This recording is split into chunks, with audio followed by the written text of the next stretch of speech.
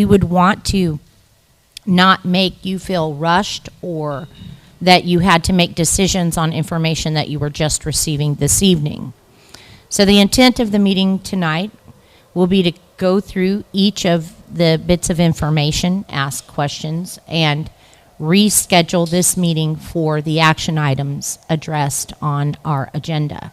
So tonight there is no pressure for us to gain consensus. There is only the opportunity for us to learn this information and then come back at an undisclosed date. Just kidding. A future date in December or January, depending on what everybody can reconcile in their schedules. So with that, I will do a roll call, and we do have 2 excused absences, one for Miss Judy and one for Mr. Shane. Do I have a motion to excuse their absences? Would we excuse those absences? Second. I have a motion and a second by Mark. All in favor? Aye. Aye. Any opposed? The ayes have it. Please rise for the invocation.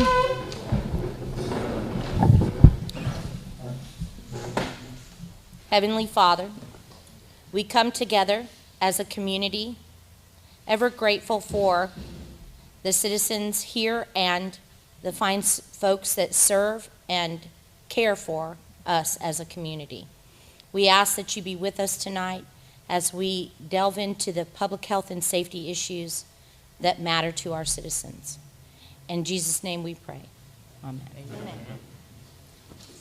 I pledge allegiance to the flag of the United States of America and to the republic for which it stands, one nation, under God, indivisible, with liberty and justice for all.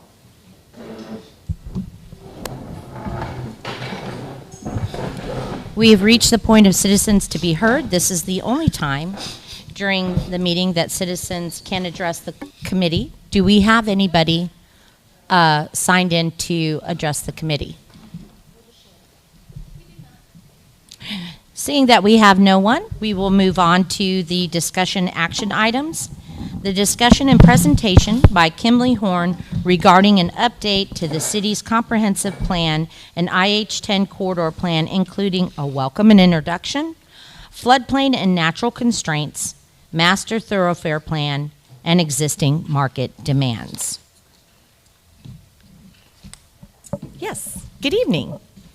Good evening. As you all know,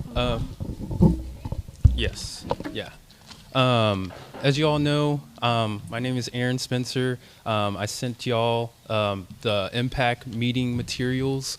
I just want to see a show of hands of the number of people who did not receive those materials on the day before Thanksgiving, which would have been last Wednesday. You couldn't open the email, or you couldn't open the attachment? The attachment. So you could open the attachment and the email? The PDF file. Okay. So it was a... Gotcha. Okay. There was something that came up with SharePoint. Yeah, I couldn't open it. I mean, Okay. Something came up with SharePoint. They kept. Okay. With an error. So it was the email. Some of y'all's was the email, or it was just the attachment? Just the attachment. So you got the email, just not the attachment. I didn't get an email the day before Thanksgiving. Okay. Okay. So yeah, we just wanted to work with you all because we don't want to have any conflicts or issues in the future, and we don't want to definitely delay things. Would it be best if we, after sending out the agenda, we reach out like a couple of days afterwards to kind of see if, just for confirmation that the agenda has been received and that you can open the files within that document? Well, I would just say, just put that statement in there, and just the expectation is everybody on this board will write back to you and say, I couldn't open it. Well, I Right. think You get the email. one of the things that I think is at issue here is Aaron and I have emailed before. Right. So he is an email that I was expecting. But your email, I didn't find it in my inbox. Okay. And so I was able to open the first email attachment but not the second. And many of, pardon? Second one that came from Peggy. The second one that came I from, did not open Peggy's attachment. okay. Then, but many of the folks didn't ever see your email. And so I'm curious if because it happened to me, and Right. we've had email communications. Mm-hmm. So I'm curious if it was the attachment that made it go to people's junk mail, or maybe be blocked by something on Gmail. I have Gmail. I do too. Yeah. Yeah, I got one. I can't remember if I downloaded it, and that's why I was able to open it. Yeah. So Might have maybe, been how I got it. I was able to open it. so moving forward, I think we would be best to have you send out the email with the attachment, and then just a short email that says this information has been sent. Sure. Because maybe that would have popped and Okay. I would have gone looking for it. Gotcha. So the same day, I'll send out the workbook and whatever materials, and then I will follow that up with a separate email asking you all to confirm. Yeah, and I Okay. felt bad for you because afterwards, I could see that you had sent it to me personally, Mm-hmm. but I could not see that you had sent it to anybody else that way. Yeah, I think just for our purposes, we blind copy all of y'all so that we don't have any issues in terms of Texas. Yeah. And I So, think that it might have been that which caused my Gmail. Yeah, I've noticed that on Outlook, that sometimes if you BCC Mhm. over a certain amount of people, that it'll block from certain people's emails because it thinks it's spam, or if it's a larger attachment and all kinds of things. So I've faced these things in my personal work Gotcha. where I BCC people, but I totally get the reason, and it's a good one. Yeah. But I think that your solution with a follow-up email, just asking for confirmation of Sure. receipt would work. Okay. Yeah. Definitely do that moving forward. Thank Yeah, you all. because I was surprised. So Gotcha. we talked through it Yeah. yesterday, and we were trying to figure out, like, how did this happen? 'Cause Yeah, I and- got it and you didn't, and whatever, so. Yeah, and we were talking with our consultants and just asking, hey, has anyone reached out? And we're like, interestingly, no. You know, people have not reached out, which is kind of unheard of. You But sent it the day before Thanksgiving? yes, The sir. last email I got from you was on the 7th.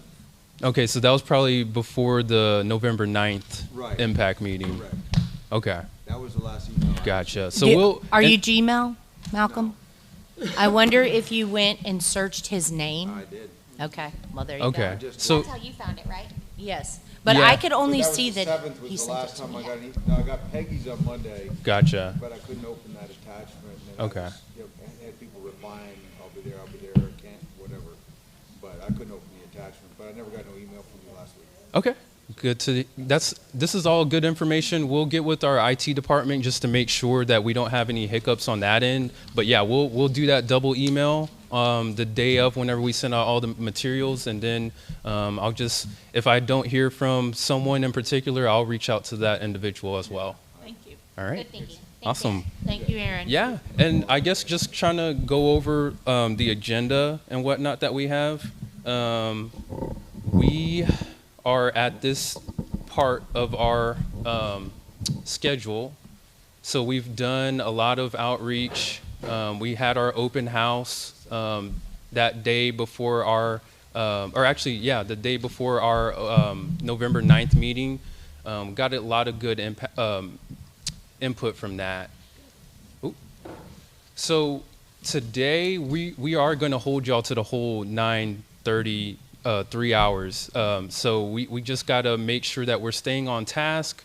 Obviously, as Ms. Latimer had mentioned, you know, we can't really make any actions today, which is fine. So we're just going to have this to be informational only. So just keep that in your mind as you go through this, that we'll have most of this information just for today, and then we'll try to hopefully come out with a December meeting if possible, so that we can follow that up with these action items. But I'll let Kimberly Horn take it over from here. I just would like to make one notation. If you look at the time for the future land use map, I think we're giving, what, 30 45 minutes.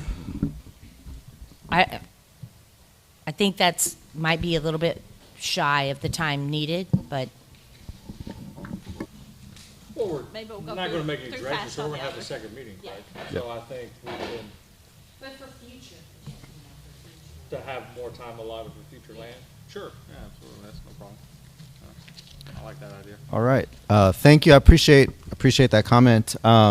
I think what we'll do is if you can follow along with your workbooks, it'd be nice to just walk you through the workbooks. And then also we have additional information, additional slides prepared for you to give you that information. Again, we're not building consensus tonight, but you will have the opportunity to kind of give us some gut reactions, some point out some things, document some things, notate some things. The follow-up meeting from this, we will come together to then build consensus. So any input that you give us today, from here all the way until the next meeting, will be incorporated. So again, we're gonna give you some exercises today to look at some things, but then also we'll have a follow-up. You'll be able to take the workbooks, fill them out once you kind of digest the information, and then again we'll come back and build consensus. So let's go to page 4 and 5 on your workbooks. One of the things that we heard from you in the last meeting is we really want to see a better connection between the feedback that y'all have given and how that is being incorporated into the information. Not only that, but also the feedback that's given throughout the different community events. So these first few pages are our recap documents. Some of these are purely documentation from those meetings. Here's all the material that we received in a nice document. Some of them are distilled information down to here. And you'll see those. We won't go through each and every one here, but you can scan them with the QR code. It'll take you directly to the recap documents. Again, please communicate with us as much as you can over the next couple weeks. If for any reason these QR codes aren't working or you find that in some way you're not getting information, don't wait. Please get back with us because we've prepared a lot of information for you to digest. So we want to make sure that you have that information. Page 6 and 7 is really a comparison. We really wanted to show, since we're doing an update to your comprehensive plan, we really wanted to show the bridge between 2016 and 2023. So a lot of this is just summarizing what was heard, the type of engagement that was heard in 2016, and really what we're hearing now. And so that you can see the difference between what the community was looking for in 2016 to now. The next page, page 8 and 9, is the vision statement. And you'll notice there on page 8 and 9, what you have in front of you, the first one is the 2016 vision statement, so that was really our starting point. The second one is the paragraph that we looked at in the last meeting with strike through through text that we thought, okay, we need to modify or change. And then finally on page 9 is the vision statement that we're bringing back to you now. So you can, again, take some time to read it, think through it, and then address that. So let me go to my slides really quick. So again, the vision statement here. If you agree, generally disagree, please indicate that. I'll read it for you just so that you can kind of see the difference. It says, Cibolo is a city rich in history, and the red letters are what we added into it. So Cibolo is a city rich in history and small town Texas charm, enhanced public health and safety, well-balanced commercial and residential development, where residents collaborate to shape their civic and environmental future. Okay, so I know you're seeing it for the first time. Take some time to digest it. If that is headed in the right direction, maybe you agree, maybe you disagree. I'm going to give you a few minutes to just comment on any major sort of knee-jerk reactions that you might have. Give me any comments you might have on that statement. Right now, or just you're saying in general? I'm just saying in general. If you have any thoughts in general, we won't go like we did last time, person by person. But if you have any thoughts in general, anything that stands out to you. I mean, I guess a vision statement you know, what I've seen in sort of the military is not really a restatement of facts. I mean, we're saying the city is rich in history. That's not really a vision, though. I mean, vision's sort of forward thinking. That's one comment. And the second comment, now I'm not saying the second part of it, but now between Cibolo is rich in history and small town Texas charm, and then we go into enhanced public health, that's just, to me, is a strange transition. Okay. Right? I mean, it's like Cibolo is city rich in history and small town Texas charm, enhanced public health and safety. You know, it's just the transition. I just don't think it's there. It's just it's very strange. They don't really, you know, those two ideas don't really flow into each other. We're talking about small town history, and then enhanced public health and safety, right? Okay. And then also too, it's separated by commas, which obviously that's a dependent sort of statement. But if I took that out, it'd be small town, Texas charm, well-balanced commercial and residential development where residents collaborate to shape their civic and environmental future. Okay, I mean, anyways, those are just my first. It just reads strange. Vision statement, I think, should be clear and concise, right? Not really a whole bunch of commas breaking it up, and articulate what we want for the future, not really what we are, like a restatement of facts, but a vision is the future, right? I mean, I guess. Gotcha. Yeah, that's, What about Okay. the word focusing? I don't really, I mean, he said don't get into the details, and Peggy told me not to talk too much, but that's just my, that's just my first gut feel. You threw her under the bus. No, it's not. Peggy and I got a No, I'm relationship. just teasing. Yeah, no, it was a golf, I threw her under the golf cart so she could survive. I agree that it does kind of seem like a run-on, like we're trying to fit too much into it.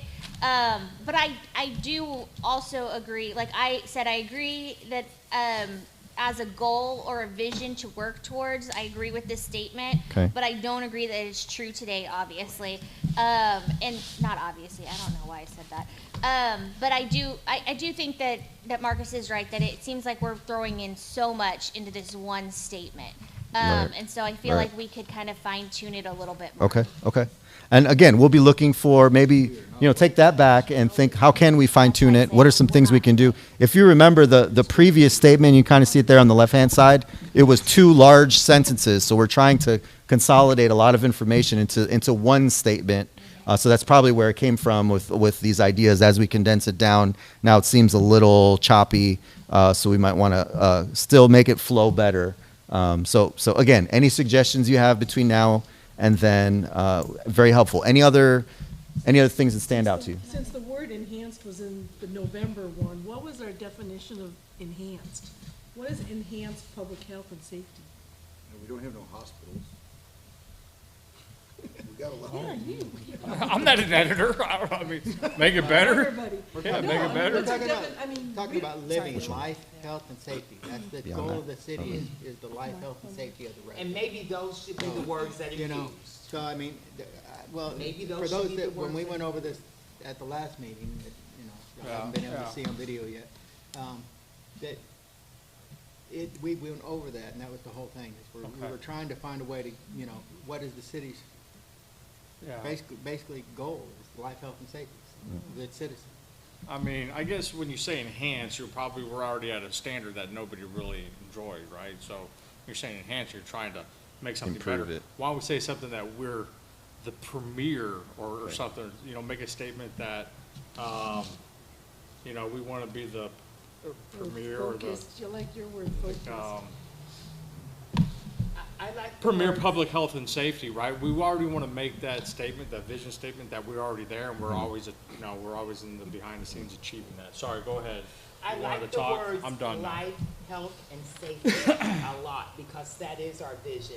And maybe not the word enhance might not be the right word, but a focus or, and I can't think of the word at this moment, but something to discuss that, to show our vision in the city of Cibolo is for all the citizens to have a quality life, Good health or good whatever. health, wealth, right. That is our vision, that is our focus, and I like those words. So I just had a quick question. What I'm hearing a lot is that you're feeling like this isn't necessarily happening today. For just a thought of a quick fix, instead of is a, would you rather it be will be? talking about the future in more future tense. Is that really a vision statement though? Can It I? depends. Some cities do have it that way, and so I was just curious if that would put it towards that we're visioning this for the I future. think that is a city rich in history and small town Texas charm. Is It's true. That's existing. And then some of these are in the future. So I feel like if you made it to sentences or Changed it yeah, to have that something kind of like transition. that. Yeah, that is working towards or something of that would resonate better with me at least. Okay. Yeah. So this is more. In Cibolo, we embrace our rich history and small-town Texas charm, fostering a community where public health and safety thrive. We strive for a harmonious blend of commercial and residential development, creating a well-balanced environment. Our residents actively collaborate to shape both the civic and environmental future of our beloved city. Together, we build a vibrant community that stands a testament to our shared values and commitment to a bright future. So you could just, Is that more of a mission statement though? it's a, Please correct me if I'm wrong. I mean, it sounds like a mission statement, but this I like doesn't. it. I like every word of it, but I Where just did you wondered. get that? From where did you get that? I put it into, and I took our exact statement and I put it in and said, how would you say this if you were trying to give a vision statement? Just long. It is long. Well, it needs to be, we would have to, I was thinking mission more than Yeah, mission and vision are supposed to be very short and clear and to the point, not five, Well, 6. I'm not my- saying that it's the solution, I'm Agreed. just saying it flows more and then you can Flows. Yeah, yeah. axe it, you know, Okay, what you okay. don't like. Well, I think axing probably created this statement, which is choppy, right? Yeah. That's pretty much what happened, so. But yeah, well, I guess for the. Okay, well, we'll move on. We'll move on. Yeah, Thank yeah. you. Thank you for your input on that. Again, make sure you give us feedback on that so that the next time we have your input. Next page, so page 10 and 11, guiding principles. We started with the first 6 on the page number 10 there. We've transitioned as of November 9th to the next 6. Again, the strike through are words that we struck through, and then red is text that we added to that. We added an additional one talking about the natural environment and health and safety of wildlife and domestic animals. That was something that was very strong in the last one, and so we thought to break that out into its own guiding principle. So again, we'll take a few minutes. Any major things that stand out to you, or that we want to look at again? Are these prioritized in any way?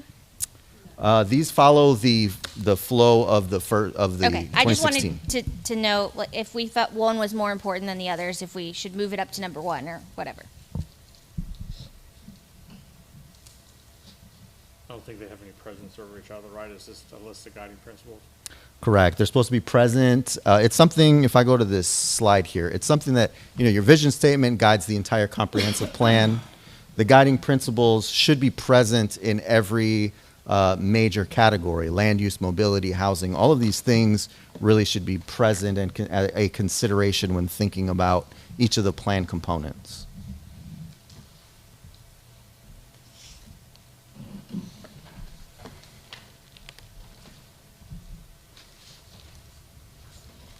I have a comment about number 2. Yes. Why don't we stop at all instead of ages, backgrounds, and abilities? Getting Why don't we specific. Stop at all instead of, Or just, residents. I like it. I agree. Or you could just say welfare of all residents.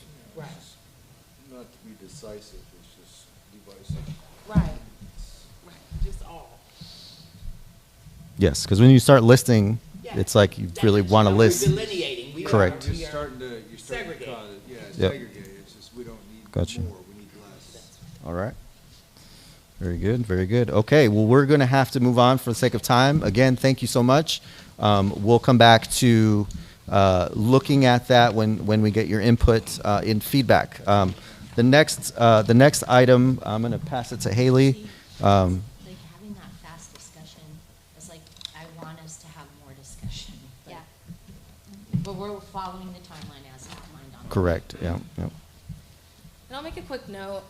So as we're moving through the vision statement, the next steps after guiding principles and land use categories are going to be actions. I know some of the things that we took from last meeting, that some things weren't discussing something in depth. That's where action items come in. So as you're reading through this, as we discuss things today, if there's specific action items that you think as we're having this discussion, it would be really helpful for you to jot them down. I just want to point out that we're having a very limited and rushed discussion.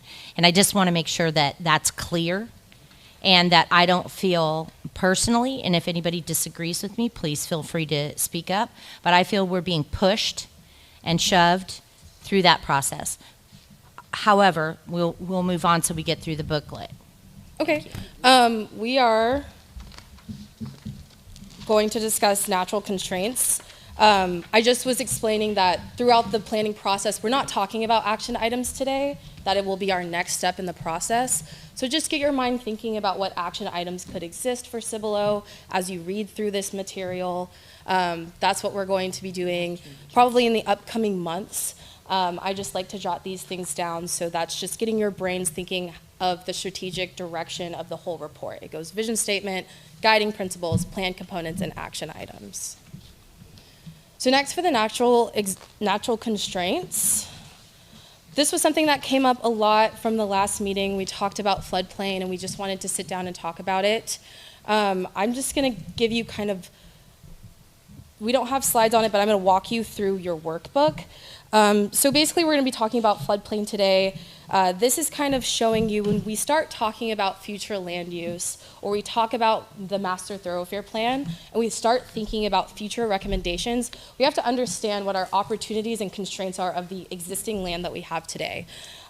These are kind of elements that are going to either allow us to build certain types in different places. So these are the things that we're considering. First, we're going to be your topography. So if you're looking at your map at page 13, your orange lines are your contour lines. So that's going to show you if the lines are closer together, that means that there's going to be more topography changes, more steep slopes in that area. So that is going to cause a lot of development constraints and how we can develop that land. When you're reading through this workbook, that's kind of what gets explained in that paragraph. Next are the creeks. Obviously, these pose a constraint, a barrier when we're thinking about roadway connections, when we're thinking about trail connections. We just have to consider where our existing natural areas are, and if we're wanting to preserve that, making sure that we're building with the land and planning with the land. Finally, the floodplain. Obviously, we know that this is something that is a huge issue, not just for your city, but in the whole region, and make sure that we're being sensitive to that and that the context of our land uses considers that. So one thing that was talked about in the last meeting was the Atlas 14 floodplain. So in these two maps, we're going to be showing you guys the difference between the two. So the Atlas 14 is going to be shown on page 13. It's going to be the kind of brighter blue colors, so your dark blue to light blue to green. That's going to be the existing Atlas 14 floodplain. That is a study done by the National... FEMA. By FEMA. No. The FEMA floodplain is something different. The Atlas, this is done by SARA, the San Antonio River Authority. So you can see the FEMA on the bottom layer is going to be that lighter blue. So we can actually show you that the FEMA floodplain that we were showing captures more area of the floodplain within the city. I'll give you guys to resonate with that Question map. for you. When is the Atlas 14 map updated like the FEMA map is? Yes, I took it from someone who works in San Antonio, who took it from the most recent San Antonio River Authority. And they said that this has happened, that in some areas the Atlas 14 floodplain is not as wide as the FEMA floodplain. Okay. What I mean is there a cycle in which they update the maps, or are they updated, thank you, Chris, are they updated as Clomar Lomar is approved and so on and so forth? Oh, okay. So the San Antonio River Authority is working on remapping all of the floodplains that contribute to the San Antonio River. Technically, we're outside of their jurisdiction, but they did get grants to do our floodplains because it contributes to San Antonio River. They are going to move forward with doing a map mod our map modification. That's going to take 2 to 3 years for that to happen. And so that's going to be a whole map change, all new panels for the streams that they studied. It won't be county-wide because not all of Guadalupe County contributes to the San Antonio River, but everything that does will get whole new maps. Do we know what year Which they one? created this? We know it's the most up to date based off of. It is the most up-to-date information. Right now, what San Antonio River Authority has prepared is considered best available models. And so those are what we're regulating currently. They're not FEMA floodplains yet, but they are best available models. And so we're kind of regulating both, if that makes sense. So are all of these are all of these affecting San Antonio, what we have in our area? It all contributes to the San Antonio River watershed, and that's why the River Authority did this. But, out of curiosity, and not questioning the date, timestamp of these maps though, but how often would our floodplains really shift? I mean, could we realistically say that the Santa Clara Creek shifted, you know, a mile to the right in the last 10 years? You could. Yep, depending upon development. absolutely. So based on development, so as developments occur and they modify the floodplain, we will make them do Clomars and Lomars. The big thing that's happening here is I'd lie to you if I told you when I knew the last time your maps were updated, because I don't recall. It was probably 2008, 10, 12, something like that. I believe it was right after the SB report, and the SB report was done in 2007. Yeah, so I think 2008 is the date on the maps, if I recall correctly. What has changed is primarily Atlas 14, but also we have better modeling techniques now. We've got better LiDAR data, which is the aerial topographic data. And of course, Atlas 14, all of that's been incorporated into these models. So what we have are more accurate representations of what the floodplain are versus what was done back in 2007, 2008. I mean, it looks like, Cibolo Creek's not moving, right? I mean, we're not building on Cibolo Creek. Yes, it is. It's So- moving. so- Cibolo Creek's moving? The base, Really? the base Cibolo- get bigger. Yeah? So Cibolo Creek, Wow.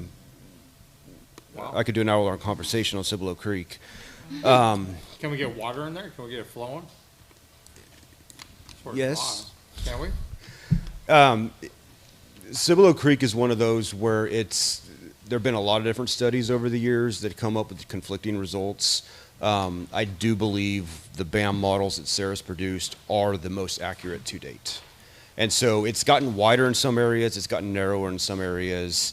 It just depends on the topography and how many streams are coming in and where they're coming in. Tell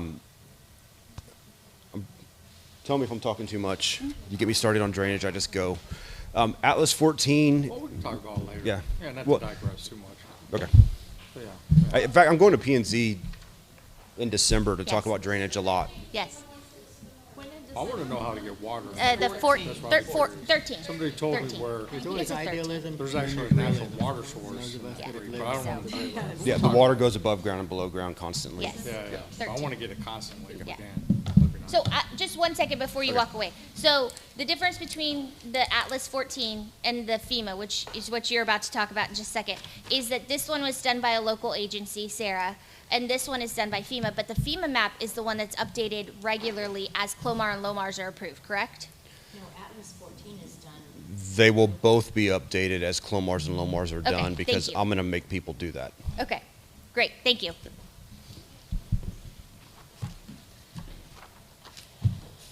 Okay, I think actually having this in a forum where everyone can hear this information is really helpful, because if you were sitting with the book by yourself, you might not have gotten there. So we're gonna put down some maps, and we're gonna look at just them a little bit more in detail, just for about 10 or 15 minutes, just so it's bigger. Obviously, this is small. So we'll get out the maps, and we'll kind of walk around, and we can have more discussion. I don't know, you mind? Sure, yeah, walking let me around get this and out of the way. answering questions. But we'll put on a timer, and then we'll get back to our workbooks and the discussion. timer on? Yes. Okay, great. 30, you got 30 seconds. I got it on my watch. You got 30 seconds. Yeah, that's, so you want to go like that, that's north-south.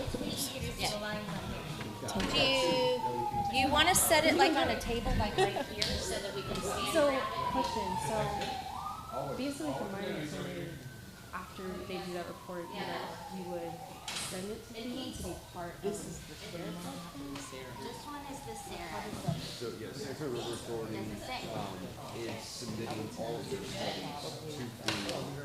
And FEMA, I believe these have already been submitted to FEMA. FEMA does their review process. So this takes years on something this large. I would say, would you say? And then probably 2 years is when we'll start there will be an appeal process where residents can say, hey, no, the floodplain's never done this. They got to back it up with engineering data. And then that's a 6-month period for 90 days. I think it's 90 days. And then 6 months after that period closes, the maps become effective. Okay. FEMA maps. So I actually think this map is the, I think it was something like the, I was on base in the trench campus of it. oh, the flood insurance. High-risk flood areas. Yeah, so the FEMA maps are what the insurance company uses Right, to okay. determine risk. Right. The SARA maps are what we're using to regulate development. We're using both to regulate. Yeah, right. So I was just, because to the point I was telling them, like, as we build action items, what would be a good action item from the plan to have in there towards, I guess, something that could be checked off as an action from the comprehensive plan that deal from things with the floodplain. I don't know if that made sense. We need to identify areas that are flooding, where structures are flooding, where roads are flooding, and develop future projects to resolve that. Okay. Like right now on Town Creek,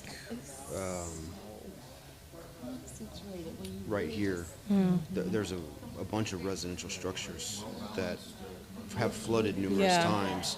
And so they're spending $8 million right now channelizing Town Creek to prevent them from flooding in the future. Yeah. And that is not reflected in any of the maps because it's still under construction. Got it. Okay. I'm glad you're here. 'Cause I knew about that much, We but knew drainage was going to come up. Yeah. That's why I came. yeah, I appreciate it. Not compared to the amount of houses, no, for sure. That's my house, that's my driveway.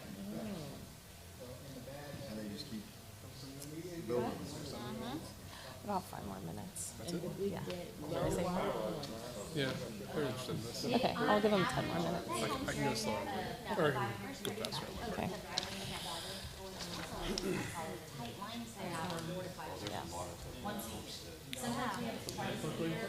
That is the backside of it. My morning too. I know I reached out to someone in, yeah, because did I ask you for someone in San Antonio office?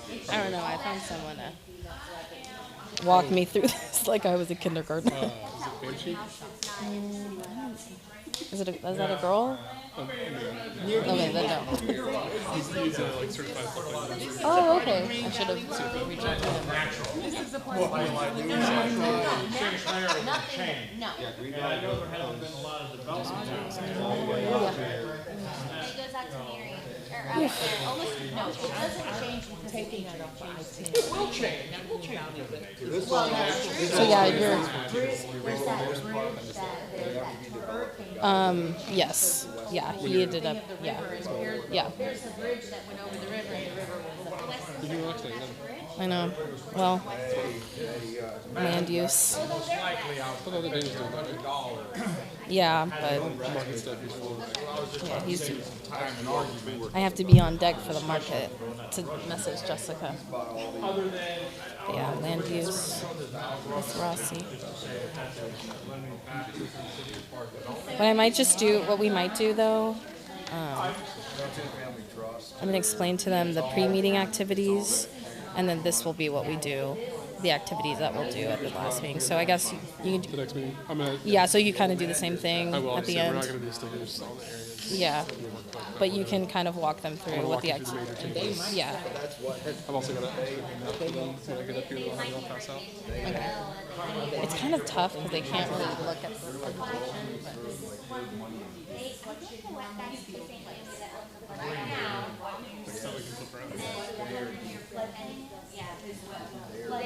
They're connected. I know, okay, right, and so, this, without a catastrophe, I got 5. I'm on the top of the hill.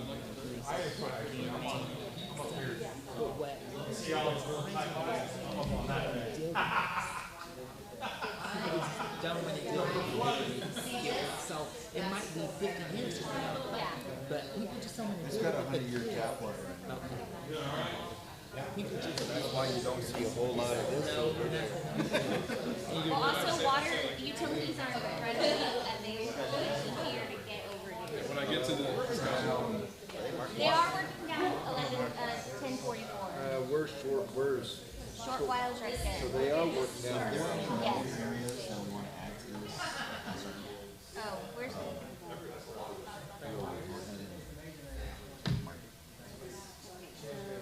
They just want to have paper where it's drivable. This is the. Is that the green? Okay. Yeah, that's the channel property.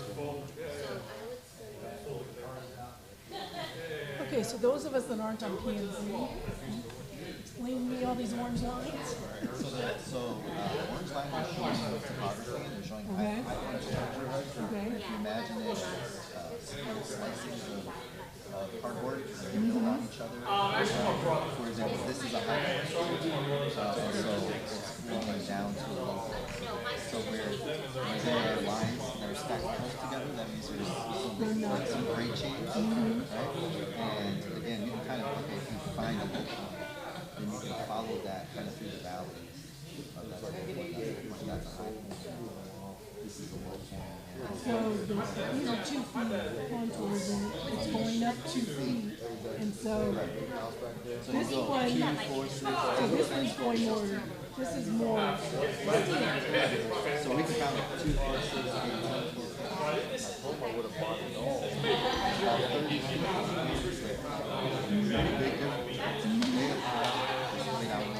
Also, just go through kind of the valley. So that's what those lines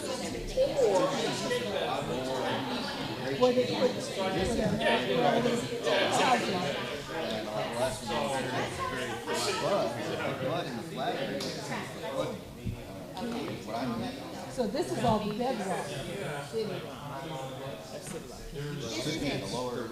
The red, that's what I'm talking about. Or I thought it was the black, the city limit. What's the city? The city is solid black. And this is ETJ? What's the city? Okay, the city limit is solid black. And So then what's the red? The red is the And the dotted lines are the So there's all kinds of stuff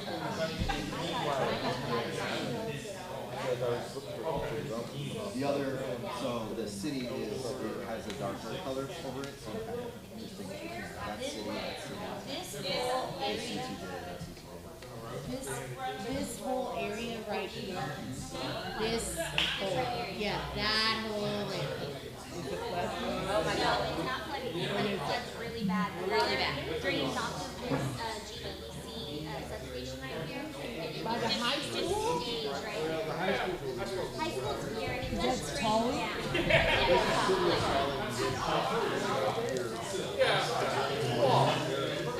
Yeah, so it drains, basically stops, like this is that little strip there, but it just stops right there. That's Cibolo College. You can actually wrap. Okay, about 5 more minutes.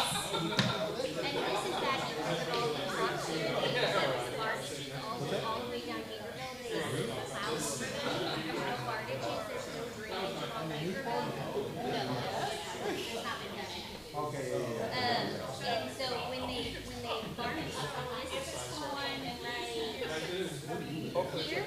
They are been selling topsoil.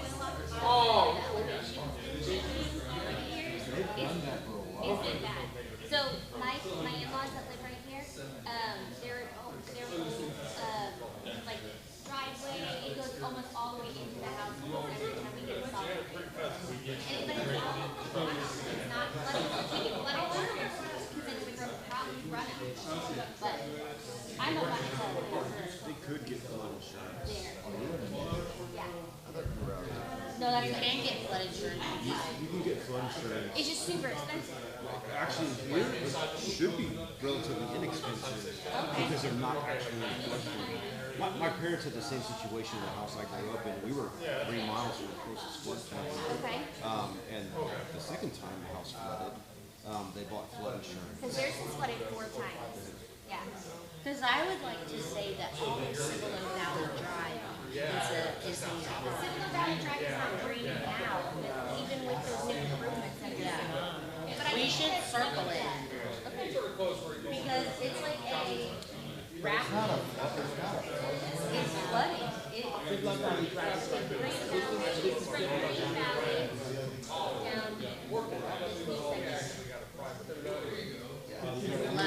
They didn't cut the curves to let them just come out.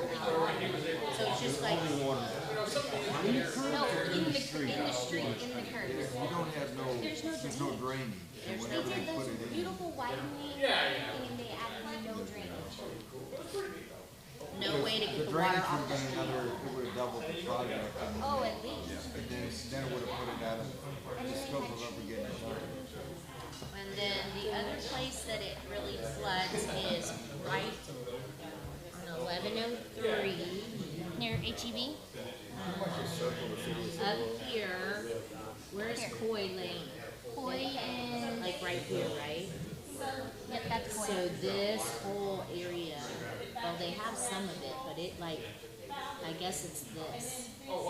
Whatever this It's a new area. development? Yeah, it's like this whole area. It, things run down to it. It looks like And it. then, Yeah. well, it's a lot of water, a lot more water. I don't know why. That's probably in there like. And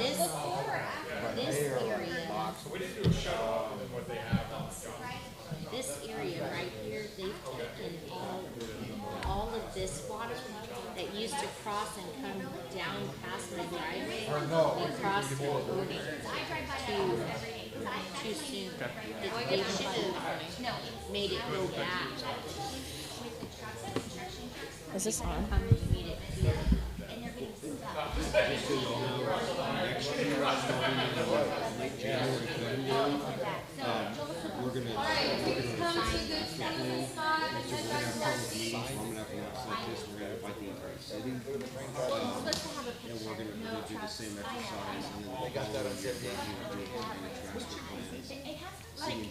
Like a shelter. Yeah. I'm going Thank to you. HEB. That's all right. He's just here for this time. All right. Let me just walk them through the activity really quickly, and then I'll kick it over to you. I don't go out when They had to come and get stuff. that's why I don't. You're in Where is Dean Road? Because Dean Road is always flooding. That's behind Turnison. Old Weeder You got it? She means where on the map. This is the over here, and it comes down to. That, I've drove one of my So buddies. this, to here. oh, that's it. Okay, so like Okay. parts of, yeah, well, they do, but it like, it's, And there were homeless people living in the back. And our next activity will be with the MTP. So if there's additional drainage places or you guys still want to have the conversation, we can identify it there.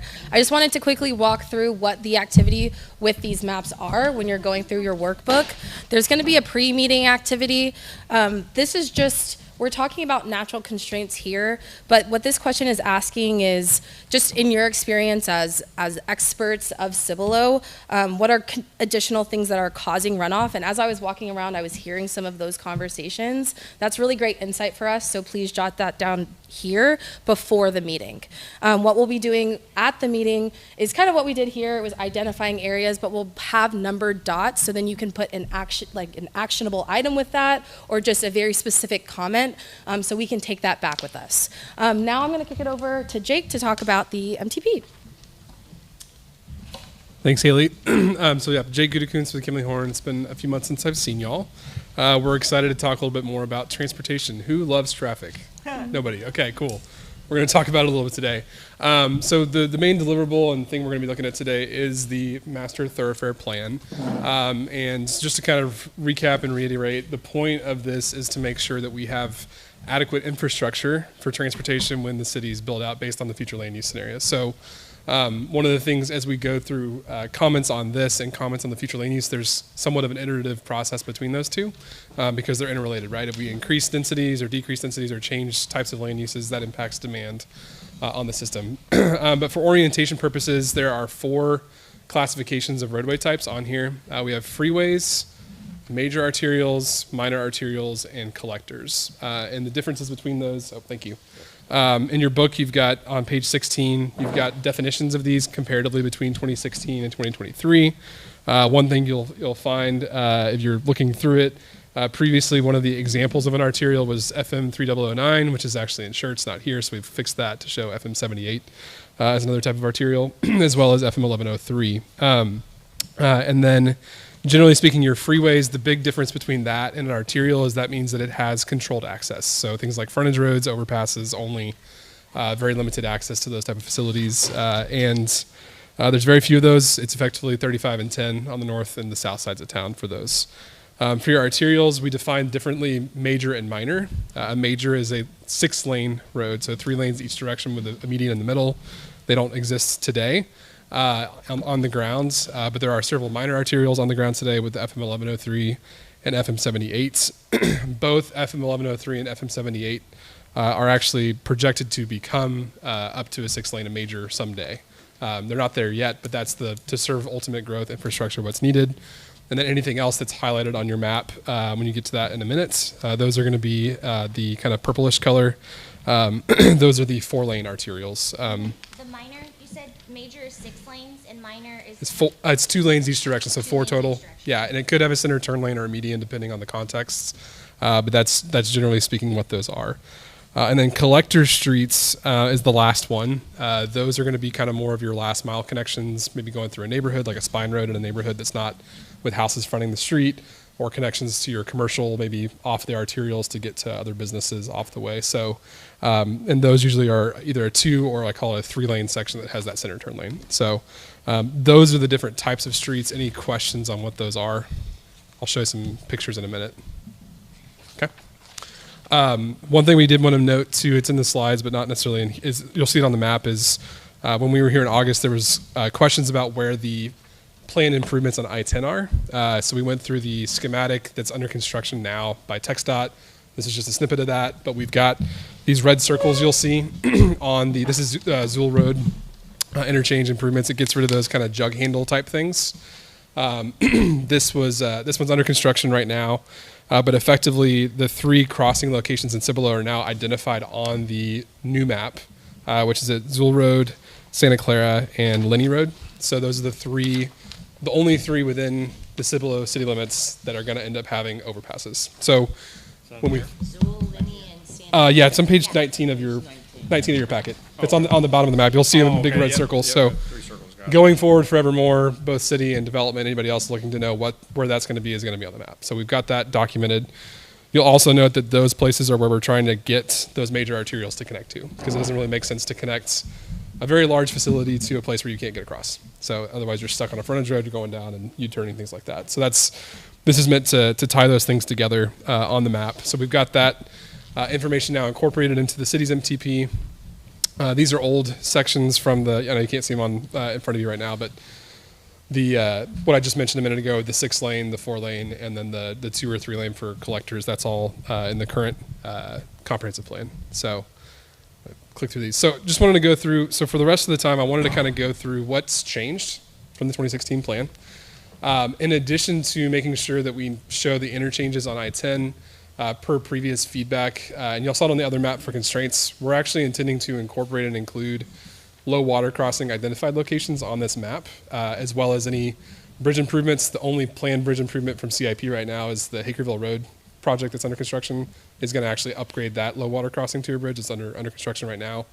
But the intent of having these on the map is that whether it's through CIP or if development's coming nearby these locations, that we now have an additional visual aid teeth as they're coming through the process to kind of point to the need to upgrade those crossings to improve drainage issues for crossing specifically. So that's kind of a new thing. I will say, having done this a lot of different parts of the state, we haven't included those before, but we talked about it with staff, and we think this might be a helpful tool for the city. Also acknowledging those are some of the deficiencies that need to be addressed. Not just, hey, we need a 4-lane road, a 6-lane road like a normal thoroughfare plan says, but these are substandard situations that need to be addressed. Sometimes we'll put substandard roads on a thoroughfare plan that may not be a collector or an arterial. They might have like a local street that needs to be fixed. Those are the kind of things we can incorporate. So that's now included on here. In addition, we have a chart of revisions on page 17 before you get to the maps that go with the numbers that you'll see on page 19. So that's a chart explaining what the roadway's name is, just in case it's hard to see in the packet. We'll have large printouts here in a second we'll go through, but a couple of thematic things I was going to go through, kind of going from north to south. So things that we were trying to do was a couple of different things. So one, there's several stuff on the current transportation plan that goes through active developments or platted properties. So that's been cleaned up. Number one, we want to make sure it's cleaned up to align with current plats and plan developments. That's been fixed. Some kind of notable areas for that you'll see are mainly kind of in the area between 1103 and Green Valley, the large area in there. I have a question. Yeah, go ahead. If there was a roadway that was identified in our master thoroughfare plan and development came in and that roadway wasn't, or that right-of-way wasn't acquired, is there a reason for that? That is probably something I would have to defer to staff on. I'm not sure why it wouldn't have been done, but it was probably something through a development agreement or some other instrument to not do what the MTP I said. feel that's important to ask. Yes. Yeah. So, yeah, it's a great question, and I've dealt with that in other communities as well where it happens. So, unfortunately, but yeah, in theory, the hope is that this is going to help drive that. So, the area there in the kind of northern part of town, where you see the number 5 and 6, we've cleaned that up with some of the developments that are going on there with Buffalo Crossing and the Cibolo Creek development up in that area. So those should align now roughly with the developments that are going on as opposed to cutting straight through them. Another area that we can talk more about in a minute, I'm actually going to have Haley pass out something that we were given this past week that was done independently of this map. I'm going to note that. So you'll see the very rainbow colored section in the middle. So the orange line on page 19, that is the current alignment of the extension south of a major arterial from 1103. That's on the current plan that you see on the left page and page 18. Very familiar with that. Me too.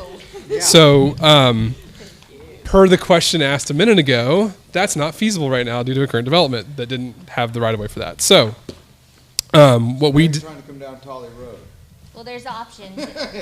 This is from That'd be a great that was option. one of the original It's on, RJ if you Rivera. go to 21, there's Yep. a better picture. Yeah. So what you got in front of you is actually a report from 16 years ago in 2007. That's the RJ Rivera report that was just referenced. And so we actually didn't look at this map when we were putting together our options. Okay. But what you'll note is that there's some fairly similar, except for maybe the point where the yellow line goes is a little bit further west of Tolly now than what we have in our yellow line.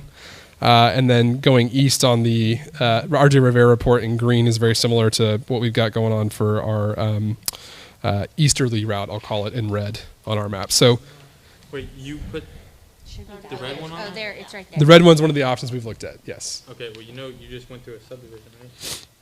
On along country, you're talking about? Along the green road, What page are you on? page 19? Oh. Me, I'm looking at 19. If Yeah, and we can look, we're going to pull the big maps out in a Yeah, minute and if look you at go greater to detail. 21, Yeah, it's- no, maybe I it's can't bigger. see. It's okay. Okay. Yeah. And so when we were looking at this, one of the things that kind of came to light when we were looking at this was one of the issues with there's an option on the RJ Rivera report that's the center alignment that goes basically straight down Tolly across. A couple of things are going on there. One, you have a high power transmission line, and that's really difficult to cross because you have to have a lot of clearance if we're going to get up and over 78, which is a very necessary thing to do. You also have the railroad tracks and the road are about 6 feet different. So when we looked at the vertical clearances and issues, crossing right there is not feasible, is what we kind of determined. We then looked at a route to go a little bit further west and tie in over there. And the yellow one, and the idea with the yellow alignment that we like, that could be helpful, is There's currently a problem with bottoming out at Country Lane and 78 on the railroad crossing there. That's got the really kind of Oh, is that just current? Or is current issue, yeah. So the idea would be is we could actually close that crossing and give them access to this new one. And part of that is how we're trying to figure out is how far back do we have to be from 78 and the railroad tracks to get up and over to do the 19-foot clearance that's required, plus the bridge deck and some things. I won't get into all the technical details, but yeah, or under, yeah. Problem with going under is there's a lot of floodplain, and you can't really go under floodplain without really expensive tunnels. And it's kind of ugly because if you've ever been through Converse, they have that, and it's like, They The- have it in New Braunfels and it looks good. The tunnel? Yeah. Oh, you with the big flood gauge? The Seguin one. They just widened it. It's beautiful. So, I'll have to go check it out. Seguin Avenue. yeah. Yeah, So, beautiful. and then with any of these concepts, so the other one, the reason the red one goes further east is because we can't connect there next to the subdivision, and then we're also trying to split hairs going to the west with things like curvature and making sure it fits with a certain speed. Yeah. And On the other side, you got my property, so good luck on that side. yeah, so we're looking at options right now. This is not final. These are drafts. Delete those, it's just like you had to delete the toll road, so we don't have to go through that whole $8 million to fund this again. Okay. And the other thing I was going to note that's more visible on the RJ Rivera one, just as a note, is we are planning to have what's called a little ring road or quadrant road if we do it, because if you're going to go up and over 78, you want to be able to get back to 78 from this road. Okay. So we'd have to have something to connect that. And that actually creates a nice hard corner with development options, opportunities. So from a future land use standpoint, Right here. that can also help with future land use for like a nice commercial Go back to it. tract at that kind of interchange. So that's something we could talk more about in a minute. We're going to get the maps out in a second to go through that. By, that subdivision that's down there, Yeah. I don't. What's it called? what is that subdivision? Falcon Ridge. At 78. Yeah, that's the one I was talking about. The dove hunting, next to the Not dove hunting, Falcon Ridge, Farther out. No, further it's- out, the Red it's, River. no, out towards the. Yes. Venado. Yes, Venado. Because Venado specifically did a loop around like that for a business, street. Venado, that was part of the Venado Crossing agreement for density, was that they had this like, a little loop. Yep. Like 539 used to be, but where they could put, you could come off, go to your business and go back out onto 78, is that where this is? Right, You talking about the red one on here? Which We'll color? get the big maps out and we can really grab into the detail. I just wanted to kind of cover the thoughts behind these different paths and part of how we got there. So that's one really big feature that we'll have a lot of discussion on, I'm sure, is this particular route and what we have to do to fix the fact that we can't do the current one. And really the messaging we want to kind of get here is that we're getting to a point where the options are so limited that we really want to find something solid and make sure we get it, really, because otherwise we're going to have big problems with north-south connectivity in the city of Cibolo, which brings me to my next point. So you'll see some lines that are outside the city and ETJ on the east side. We talked about this with staff, and part of my recommendation was, as I said, I want to think about what are our other options going further east to work with the neighbors in Marion and Santa Clara and Guadalupe County, because effectively you've got this one shot here and then Hagerville to the west, and that's in the city. And so as things develop, we want to create additional options to get north-south as things grow out kind of further east. So our intent is to try to take these and work with Guadalupe County to include it in their plan that they're working on concurrently that we haven't seen, haven't been shared with us. But we want to try to give them some inputs and suggestions as part of this process to make sure that they've got additional north-south connections, because we've got Do they have it on the tip? You talking about the like AMPO or the TxDOT? Yeah. Yes, that's what she said. Yeah. The traffic improvement plan. Yeah, so we've talked with the AMPO as well, and so they're very interested in our one. Like we've collaborated with them on the front end. We're going to follow up with them as well and try to get these things forward enough to get included over time. Is it in New Braunfels at all, or does it just touch? You're talking about- where it touches 35, this farthest out one, the farthest north. You're talking about the black line to Yes. Santa Clara getting all the way up. Yeah, the one that goes. Yeah, Santa Clara all the way to Santa Clara to 35. yeah. That one's I think that might still be Shirts, but we can confirm. Shirts, I think. Is it Yeah. still Shirts there? Okay. Yeah. I want to say that's Schwab Road, if I'm not Oh, mistaken. then that's like right at the change. Yeah. And Schwab is actually in the Shirts plan in Comal County. His plan is a 200-foot right-of-way, substantial road going out into Comal County. Okay. So we're trying to also line up with their plans to make that a major interchange.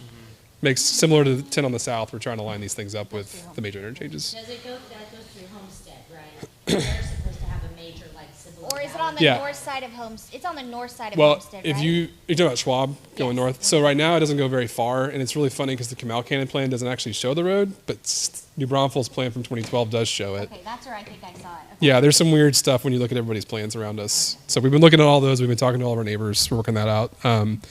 But really, we're looking at additional connections. And then the other one I wanted to point out, come up from a feature standpoint, is on the south end by 10, kind of where we're looking at the corridor. Schertz actually has a planned road similar to Bolton that is planned to run east-west on the north side of 10 in their community. So we're going to come back and talk to them about, is it possible to connect those two roads? To create opportunities for kind of confluent activity to kind of make this a new kind of commercial destination corridor with another city.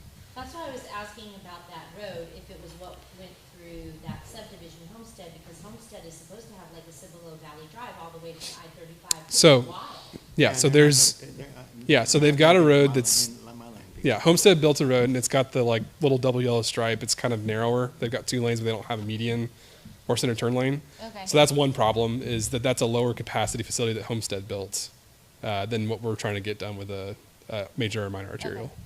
So Homestead wasn't required to put that. Yeah, so their tie-in to 35 is also odd. Yeah. Just a comment.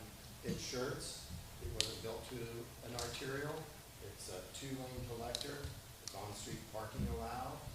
And then when you get into our city limits, I think our cross-section did change, but I can't quote that right now, but it's not arterial. Yeah, I was hoping that it was arterial. Yeah. Okay. The other problem with that one is it ties in not at an interchange on 35. Yeah, it's on a. So this is just from a thoroughfare planning principle standpoint, if you go in with a multi-lane facility, you're stuck with a right turn onto the frontage road. Yeah. So whatever you try to do, you're effectively having to create this huge loop system on the interstate to actually get to the arterial. So it really only makes sense to connect arterials where you're going to have overpasses or underpasses. And at Schwab, there is one. Right. So that's the idea, is we're trying to make sure this lines up with the long-term plans for 35 and 10 to connect. So that's part of the decision-making we're going through here. So that's what we're going to work on, is we want to try to get a regionally aligned plan effectively as part of ours. Now, when we get to the final MTP, I just want to note that we may only see the pieces at the end of this that show up kind of like the old plan, because from a political and jurisdictional standpoint, sometimes we don't like you showing stuff in their jurisdictions. So when you get the final, it might have piecemeal, but we wanted to show you the larger scale thinking as part of this process. And then on the south side, I mentioned Bolton Road connecting to Schertz. The other thing we're going to try to work through is connecting kind of that bulb out ETJ and city limits area that's further east over by Linney. So we've got some additional cross connectivity and kind of gridding systems to help support commercial and possibly medium density residential development. So those are the main features. I talked a lot there. I think we're going to use the rest of the time we have. I haven't looked at the watch to see how many minutes we're going to have, but we're going to do the same 2 spots. We're going to go ahead and grab our large format MTP map and put it here and on the easel. Have some discussions. We can look into some of those specific neighborhoods that y'all are talking about as well. We'll have a little bit more larger scale. And then when we come back, we had some activities for specific comments for 3 different areas, but we can do that when we come back at our next MPAC meeting. All right, thank y'all. So they're saying they have to come through your land? Yeah. So this one was, we were trying to look at alignment that utilized Holly. But then Trying to utilize Holly. because otherwise we're gonna have to find this area like the industrial built right here just south of that Chihuahua. And we can't get turned out this way. So that's if we're gonna use this as a wall that goes south and have it do this go south, we have to go through somewhere. This is a hill. I don't like this. No. Yeah, that can't happen with the platted stuff that's been done on We're not saying it's preferred. We're just saying right now we really only see 2 ways to do it. You have to go down Tolly distance, and then you got to pick west or east. And we think you can get east. It's tight, but we think we can make the curves work and still get up and over the tracks. It doesn't matter about all the people that lived there for years and years. Well, there's this other option that is. What? It, It doesn't matter about all the citizens that lived there for the last however many years. We're just gonna go in there and take them out. Not an issue, right? No, it's an issue. Is it? Yeah. Good. Yeah. You haven't asked any of this. No, we're looking at ideas right now. Just like the toll road didn't work. What about the development, Still Creek? Because Still Creek, I'm telling you. Then you're stuck with the rest. Yeah. This doesn't have. Yeah, well, this isn't our land. 1103 wouldn't be able to connect. It would be Another connected way, in this area. another way would be through the Still Creek subdivision, coming back out and going over what would be nearly Hager. Steel Creek is right here. Basically right in here, right here. See that green line right there? Yeah. Okay, so See, there's they're a coming dude, down, hey, and they're listen, gonna just come listen, around here, so they miss Steel Creek. Steel Creek is gonna have a road. listen, in here. hang on. Why do you guys run out to talk? The end of where that road goes, there's a lot that touches the back of Steel Creek that goes all the way down to Country Lane. Can you show me? Yeah, where is that? You said there's a lot from here. Piece of property. Who owns it? So you come in, they're gonna come, they have this road that comes straight through, and there is, where is, where's Twinters? Kelsey's gonna pull it up on her. Okay, this right here, this lot right here. And so, if you, which you wanted to sell to the toll road company, you could get this lot, and you can, and they're gonna move this. They're gonna come back and they're gonna ask for more houses right here, okay? So you get them to give you a road, and there you go. This has not been platted yet. This section has not been platted yet. They just platted, I think, And you're saying you use this? no, you can't use Where do this. you go? But where they have this easement, you force them into that easement, remember? It's a temporary. It's a temporary easement. It was a future land use map. So you force them into it, so they're there. If they align off of this road, where's the one that, like that? Show me where it will It goes connect. like this. Show me where it will connect to 1103. It will connect to 1103 right here. 1103 is there. No, this is also 1103. Oh, that's true, it does turn. Yeah. So it goes down, you come through, you've got this clear shot, you can come over this way. Then you've got a north and south where you don't have any at all right now, except for Tolly Road. And all of the traffic that's gonna go north and south is gonna be the majority of the 15 or 1,600 people living. So if you chose to make them build this road and come through Or this just lot. give the right of way. That's all you really need to do is at least give the right of way. Well, this lot's for sale. Yeah, this is like No, it's 4 lanes with a divider, No, all with roundabouts. this one isn't. Yes, it is. Just this part is illegal. It's an idea. It gives you a north and south in a very densely populated area. And it keeps you from having to take Tolly Road, which is not a good road to build this thoroughfare on because it's unreliable. They've already wasted all the money trying to figure out how to connect Holly Road. We've already gone through this. Why are we gonna go through this again? Don't worry about it. Don't worry. No, I mean, when I see it again, it's like we can't learn from past mistakes. That's what's frustrating. Right here. Look, right here. And you've got this, and you divide that. I just started like arguing. And so I just started. So this is what you're easing, okay? This orange dotted line. You built this, and then you scooch it over just a little bit.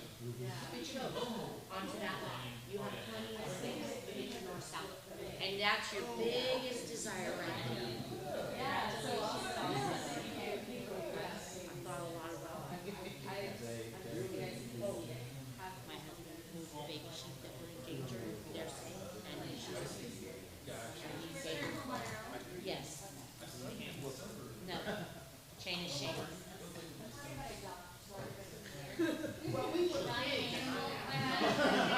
We had a lot going on in my house right before I came here.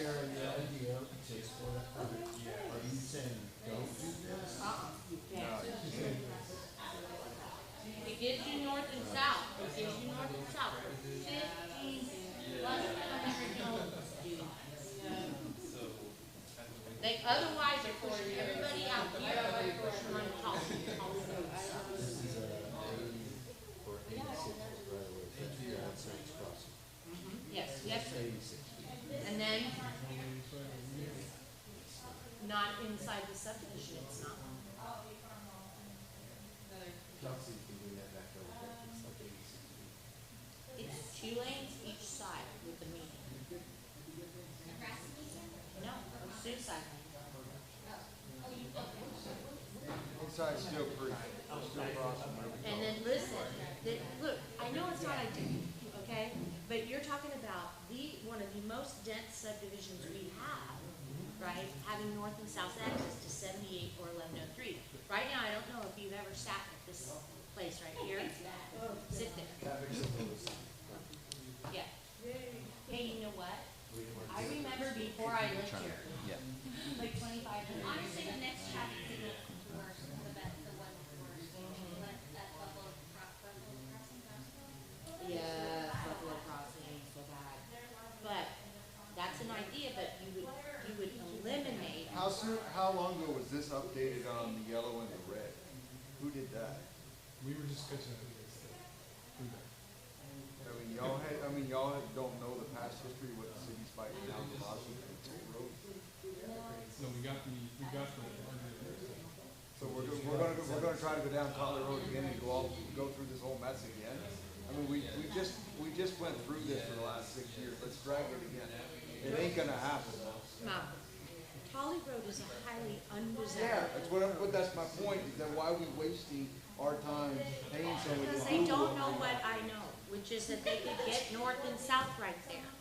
They're just trying to solve a north and south That's problem. why we're here, Malcolm. We're here to provide the insight, But to tell them. but there should be people that been here on this and know that this is not gonna work, they've explored this. Malcolm, you mean you are here. But that's And she the just part. said no, so we're with no And now. not only did And she so no say reason no, to she be said I have confused. another I idea. did, she gave, we had a problem and she offered a solution, that's what you're supposed to do when you have a problem. Problem and Exactly. solution. And so now there's no reason for you to be really frustrated, because if this does not affect you negatively, right? If it doesn't affect you negatively, then we are. And I'll tell you why nobody's affected negatively by that. Because the lot directly next door is commercial. Commercial. And the lot second over here is I gotta say it politically, manufactured housing. And they have deep setback lots. So nobody don't care, literally. In fact, if you probably ask nicely, the guy that owns that little section of that land, he probably said too. I mean, I know it's not ideal because you want a straight shot. No, we've had crazy. I've had roads that had roundabouts on it, but many returns to get through. Yeah, this all has roundabouts. This whole, that's a roundabout, that's a roundabout, that's. Why are those popular again? Slows people down. Oh, have you seen the new Broncos square and how many people go through that thing in that gazebo? They're not gonna redesign that one, but yeah, there's like this new set that they're coming back roundabouts. Like Broncos is adding a bunch of them, and San Marcos has a bunch of new ones. It's crazy. Yeah. And then to bring this conversation back to why are we exploring the north-south connection? You look at the R.J. Rivera study from 2007, which this figure 27 comes from. The community back then said they believe that a connection is needed. And I've heard that since I've been here, just 2.5 years. If the community said we don't need a north-south connection, the whole conversation changes. So No, it's not. what happened was, that was a great conversation in Texas, and opening up that conversation. And then somebody who is named Bob Herrera. I was wondering if she. No, you name names. Now, people need to be held accountable, I don't care. But you can't hold him accountable, he's not here. Yeah. So- No, You can't hold you somebody gotta hold them accountable. But let's get on move with on. this. So Let's get on with this. where you going with So the point is, we do need more north-south, okay? We need a lot of north-south, and we need better traffic lights, but if we could do, if we can't do long expanses, at least getting from 1103 to 78 is better than not getting, having all of this traffic go out onto 1103 Tall Road and then to 78. This is a more straight path. And then you also have, when you you look at Venado Crossing, this, like, see how this is? We've got, this is 78. That's, Okay, this is 78. Black line This 72. is Venado Crossing. This is what they're obligated, when you're talking about a particular. Right. So Venado Crossing, with this, I don't know how good of a street Finestell Road is. it's not good. Right. Yeah. Okay. Oh, they did? So if you have some options, like if these people are traveling, they could come down this Venado Crossing way. And if we push traffic to this intersection, if we bring folks here, this part of the commercial development on FM 78 that we're trying to develop would be more, because right now Venado Crossing's like country road, you know, and so if we had in the future thoroughfare plan, the idea that this was gonna be a arterial, not a collector street, and that it was north-south from, even if we just went, where did I lost my space? Finestell all the way down to, you know, Bolton, right? And then have to, I don't know, don't we own this? Isn't this where we proposed fire station? Stolte, that blue dot is our fire station. What about this? We don't own that. So, We own 3 acres right Is that? So- No. it's anything like kind of white shit now, it's an ETJ. It's called the county. But But you could get Guadalupe County to buy into a small section, and then you would be able to enhance the attractiveness of this part of FM 78 if we're talking about a north-south collector street, right? so here, a couple things to take away. One, I mean arterial, thank you. one question I'm gonna ask is, what I'm hearing that might be easily folks is, don't try to get all the way from 35. Yeah, you're not gonna be able to. Separate the problem. Yes, It just gets 78. yes. And here's why.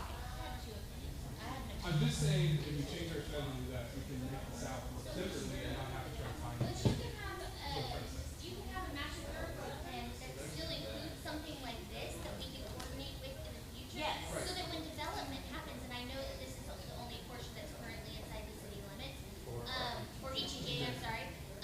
This is, Oh, you're right. north and south. But I think that having something like this on there, as development comes through, I think that that's still helpful. I think that No, you you're don't necessarily 100% have to have right. a 10-year master thoroughfare plan. You can have a 20, a 40, you know, so on. And I think that having a big, like a real connector from 35 to I-10 is helpful. But I don't think that it's gonna happen. Going through here. It's not gonna happen definitely. And I'm not sure, honestly, I'm gonna just speak from my planning, concepts. I'm not sure this helps us as a city, it builds community, it doesn't build us. It doesn't build community, sorry. No, you're good. But those smaller streets that get us from a top to a bottom, like from a north to a south side, they give us lots of commercial development opportunities. This helps us as a community because we have so many Tax people that dollars, live in I'm talking here. about tax dollars. Okay, but we have so many people that live here that don't necessarily work in the city. Right. And so they need to be. I able agree to, with you, know, this is, I'm not saying this isn't great, it doesn't drive. Future. Yeah, but if this isn't gonna drive economic. Yeah, about 5 more development, minutes. these kinds of smaller north will drive economic And development. what's your second thing? Sorry, we took over. Good, good. So, yeah. My bad. Split the problem.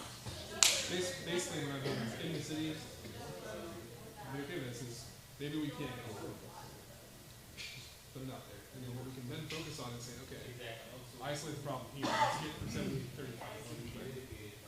And then down here, don't try to necessarily tie it in the same spot. But as long as we get to one, it's effectively. We all agree that the major 78 I-10 corridor should connect to one of the future interchanges. Yes.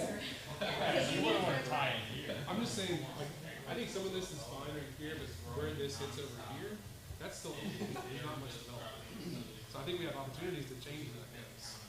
But we gotta make sure that The most important thing is that once this master thoroughfare plan is solidified, it's finalized, is that staff makes sure that when developments come through these areas, that those right-of-way dedications happen. Because you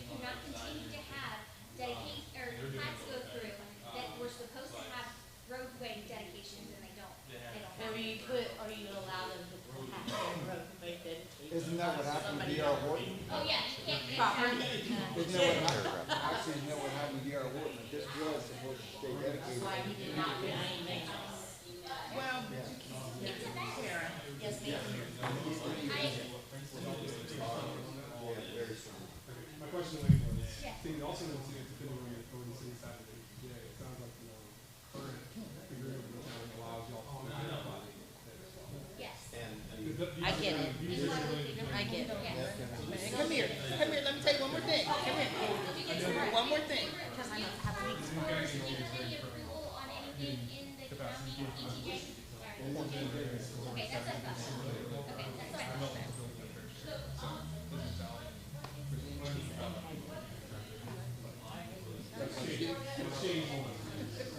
And you're smart. Do we have money to buy that lot? Can we get it north-south, because I don't want them on the Hollow Road. Seriously. That's what I'm saying. I think collaboratively you can I actually. think that the commissioners that they currently have are. Well, they got that orange, which houses? No, go ahead. Well, yeah. The second thing was just, we need to figure out, not just these, but where we want to. I have to show it. That's from the old one, but it's from our old.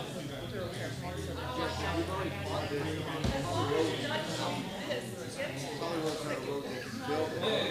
You'd have, from here to here, you'd be 50 foot in the air because of the bridge you got up here for the railroad.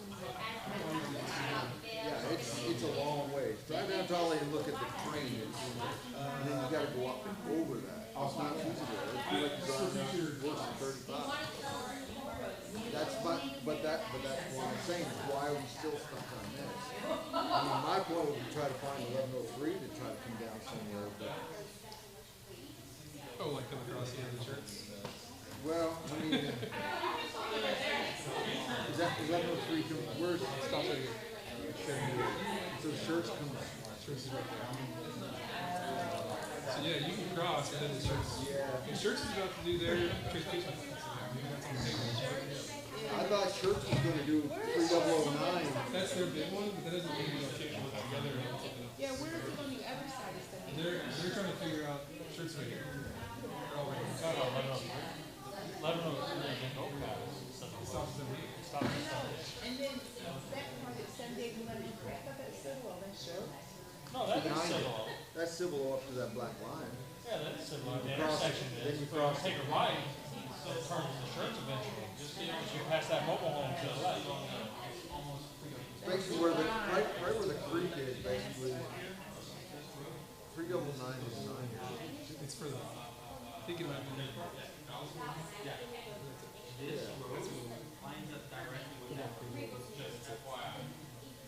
and they're working with textile on similar crossing. They're doing 1518, I know that. They're trying to get something great separation between here. They are. That's your answer. Well, part of this could be, we can look at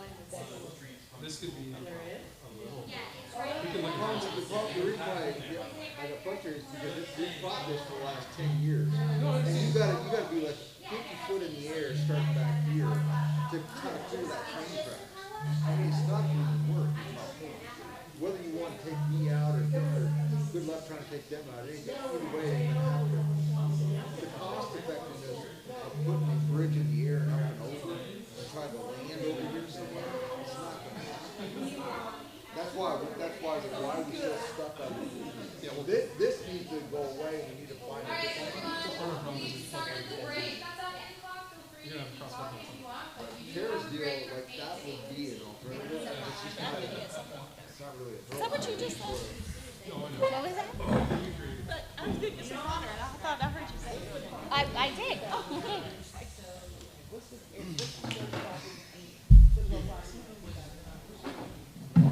Oh, we were just talking about that, the car wash.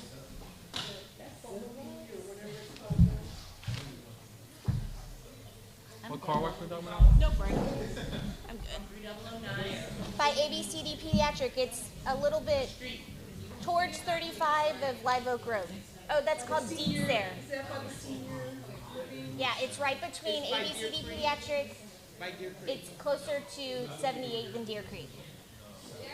But it's close to the Deer Creek. There's only Are- one. Do you know where Dietz Creek is? In the CCMA office? Yes. Okay, there's CCMA, and then there's Dietz or whatever, and then there's ABCD Pediatrics, and then there's a car wash. I thought, honest to goodness, I thought 3009 was shirts It's all dumb. the way. No, we got So go when you car turn wash. into Deer Creek, turn Yeah. into Deer Creek, that's Cibolo. When you cross the creek. Because the first part of it of Deer Creek that's close to 3009 is shirts. But it's so 7108. confusing. Yeah, oh yeah, it's so confusing. It's because I live Yes. in Deer Creek. It's 7108. My husband teaches at Cibolo, and he's a 7154, but he's Cibolo. It's so weird. Yeah. So It's a Riata. yes, that's the one. That's the neighborhood that they're. Yeah, they're insurance, but they have Cibolo. Oh, I'm glad you're getting to eat. And then half of North Cliff is in New Brunswick. And they have to go to school. Yeah, they go to school in New Brunswick. Well, now they probably go to Brunswick. They go to Davenport. Yeah, but they used to go to New Brunswick. They used to be bused all the way to Canyon High School. So crazy. And it's on that line is on the Guadalupe County, Comal County line. Yeah.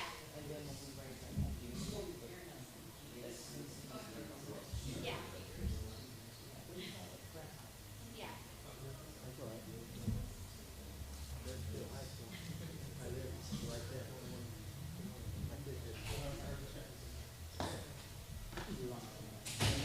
What'd you say? And his kids have been there. What year they graduated? Well, are you in there? You're on the south side? Are you in south side or what? Still wasn't. Oh, what? Still wasn't built until Okay, this is me right there. your youngest had to go to college. I'm married. Less than a mile drive. That's actually, What's your zip that's code? probably a better school though. And I actually have a lot of people. I know a lot of people that are moving. I don't know. Because it's It's a bad. smaller district. Smaller It got bad real quick. Opportunity wise, no. Now, our middle daughter was, salutatorian. And didn't have the opportunity. I did amazing too. She had been talking to 3 or 4. But a couple years after, it went. Yeah. I still think she probably. I think it's drugs. Your surroundings and everybody you're around. But I will tell you, the more people you're around, the more you open up your window, the smarter you become. And I know that's what everybody says. When you, I don't care if you can say it all day long, but when you integrate, it makes you a smarter human being. Because you learn about different people. As long as you're willing to learn. Yes, ma'am. Being a Navy brat growing up, I agree. It makes a huge difference in how you see life. A huge difference. So I like this small town feel, but most importantly, I like that we are integrated. When I moved down here, there's 5,000 some people in the city, and very few people look like me. I'm glad to see more people look like me. That's what the beauty of Cibolo is that you have both. You have those that have been raised here generation after generation, plus you have those that come in fresh and give you more of that, what they have experienced and lived, and we Because combine there's more to together. life than just your experience and my experience. But we come Put those together. experiences Exactly. together, it makes life grand. And that's what's I don't, beautiful. I don't care what you look like, as long as more people like you, more people like you, like you, like you, like you, that want to come around and be around me. You want to bring yourself in and be And engulfed you in your bring society. yourself in as well. You know, Because remember, let's be really, really, really honest. Me and my family, we were not always welcomed in Cibolo. Let's be real, let's not pretend that we have always held hands and skipped you, because we haven't. There are those Let's people be real everywhere. honest. There are those people everywhere. I don't There know. are. I see. Well, okay, me being at the age that I was growing up, I didn't see any of that. You know, but it's the older generations Because kids are amazing. who look fantastic. Yeah. Kids are amazing. They are, kids are, one But thing I think that I it's- loved about Still is that they just embraced land. You know, they really did. But I think that is because they have been exposed, the newer generation, the younger people are more exposed to what else is out there besides their little bitty home. And I have to say this, I do like, I'm very, very torn because being retired from the Air Force, I'm accustomed to a different demographic of people. They're from everywhere, but we still have this a lot in common. And then coming into a society where you don't have a lot in common, it was this culture shock, you know? It's this culture shock. Well, usually what helps is everybody has a common goal, and that's high school football. So. Yeah. I I graduated from think Judson. Cody so, has mentioned yeah. a high school football, still high school football, almost every meeting. Well, I'll be watching again this weekend. a So. good friend of mine's son is got his scholarship to Vanderbilt, so. That's awesome. That is. Yeah, Yeah. so do whatever you need to do to get there. Exactly. Yeah. My kids graduated from Madison High School. Okay. That's amazing. I'm not saying. I loved you, I'm having saying a winning my team. experience. I'm from Canada. That I was know. fun. I know, and Canada is way more liberal than the United States. Why I don't live there?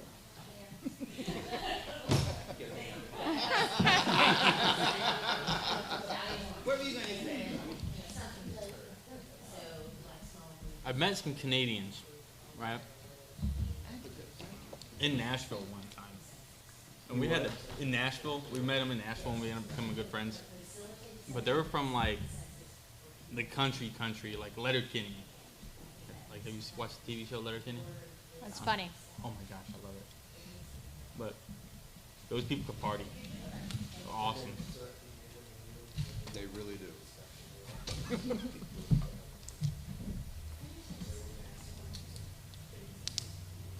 I think they need to go to realism versus idealism and get all the crap off there. Then there's a concentration. We're missing You can't concentrate on what. Yeah. after I ate all that bread. Oh, I don't need any more. I shouldn't be eating this, but I am. Oh, it's delicious. You It's so should good. We don't get it there very often. Good place. I was going to go use 1103. I don't know. Give a viable option.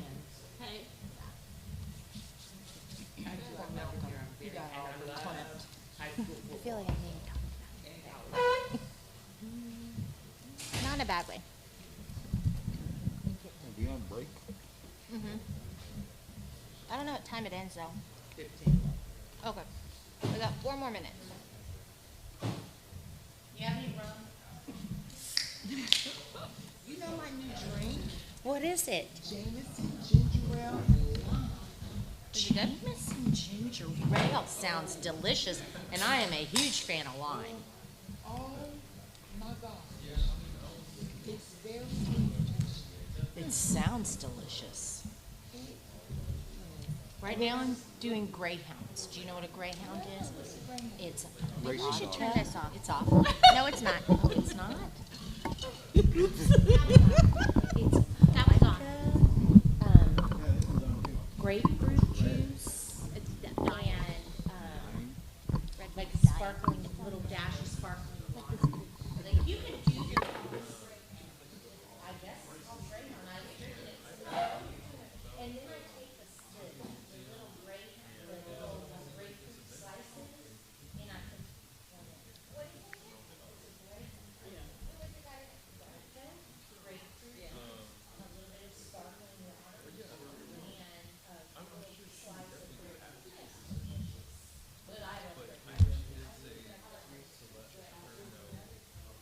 In case you're all wondering, it's 10-7 Cowboys. Oh, really? Nice. You watching it? Nice.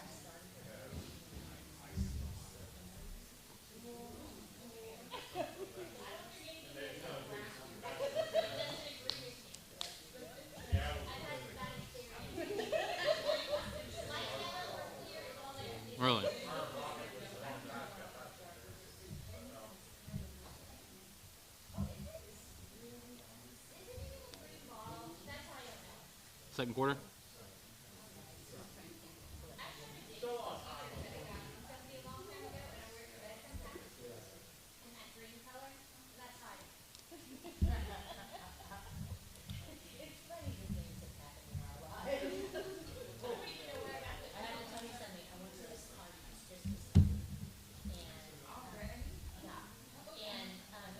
Mine's Saturday.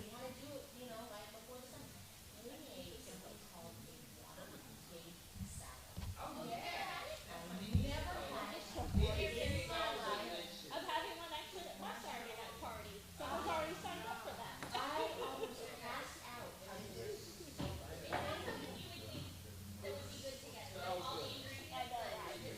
Have y'all had apple cider and Fireball? Oh my gosh, it's so good. Fireball. It's good.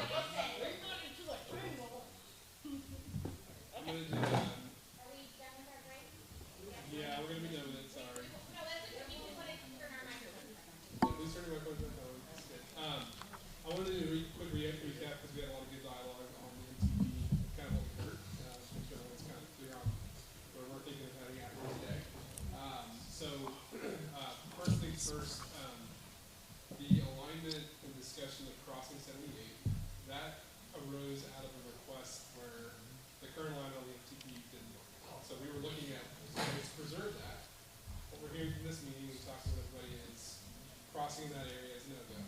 So what we're going to try to do is look at ways to still connect north-south, but maybe not cross 78 at the same spot and get all the way from 1035. So we're going to take that feedback and look at the drawing board. Well, wait, because we are looking at getting from 1035 to 10 just in a more global plan. Global plan, but yeah, it doesn't have to go all the way across from one spot to the other. Now, there is, we did hear some positivity on getting something further east, working with other communities to try to still do that in this general regional area, but trying to not shove a peg square peg in the round all this area. So, thank you for that feedback. Obviously, we hadn't been here for the last 15 years. Well, we haven't been here the last 15 years, so sorry to bring up old wounds, but we're going to we're also going to make sure we do connect at logical interchanges at 35 and I-10 with whatever shows up. So we're going to keep that in place, but the location along 78 is very pliable in what we're going to do in order to cross over that. So hear that, know that, and then we're going to take that and come back to y'all with something different, and you won't see the rainbows in that area of the other area. So that's what I want to share. Thank y'all. I'm going to pass it to Daniel to talk about this.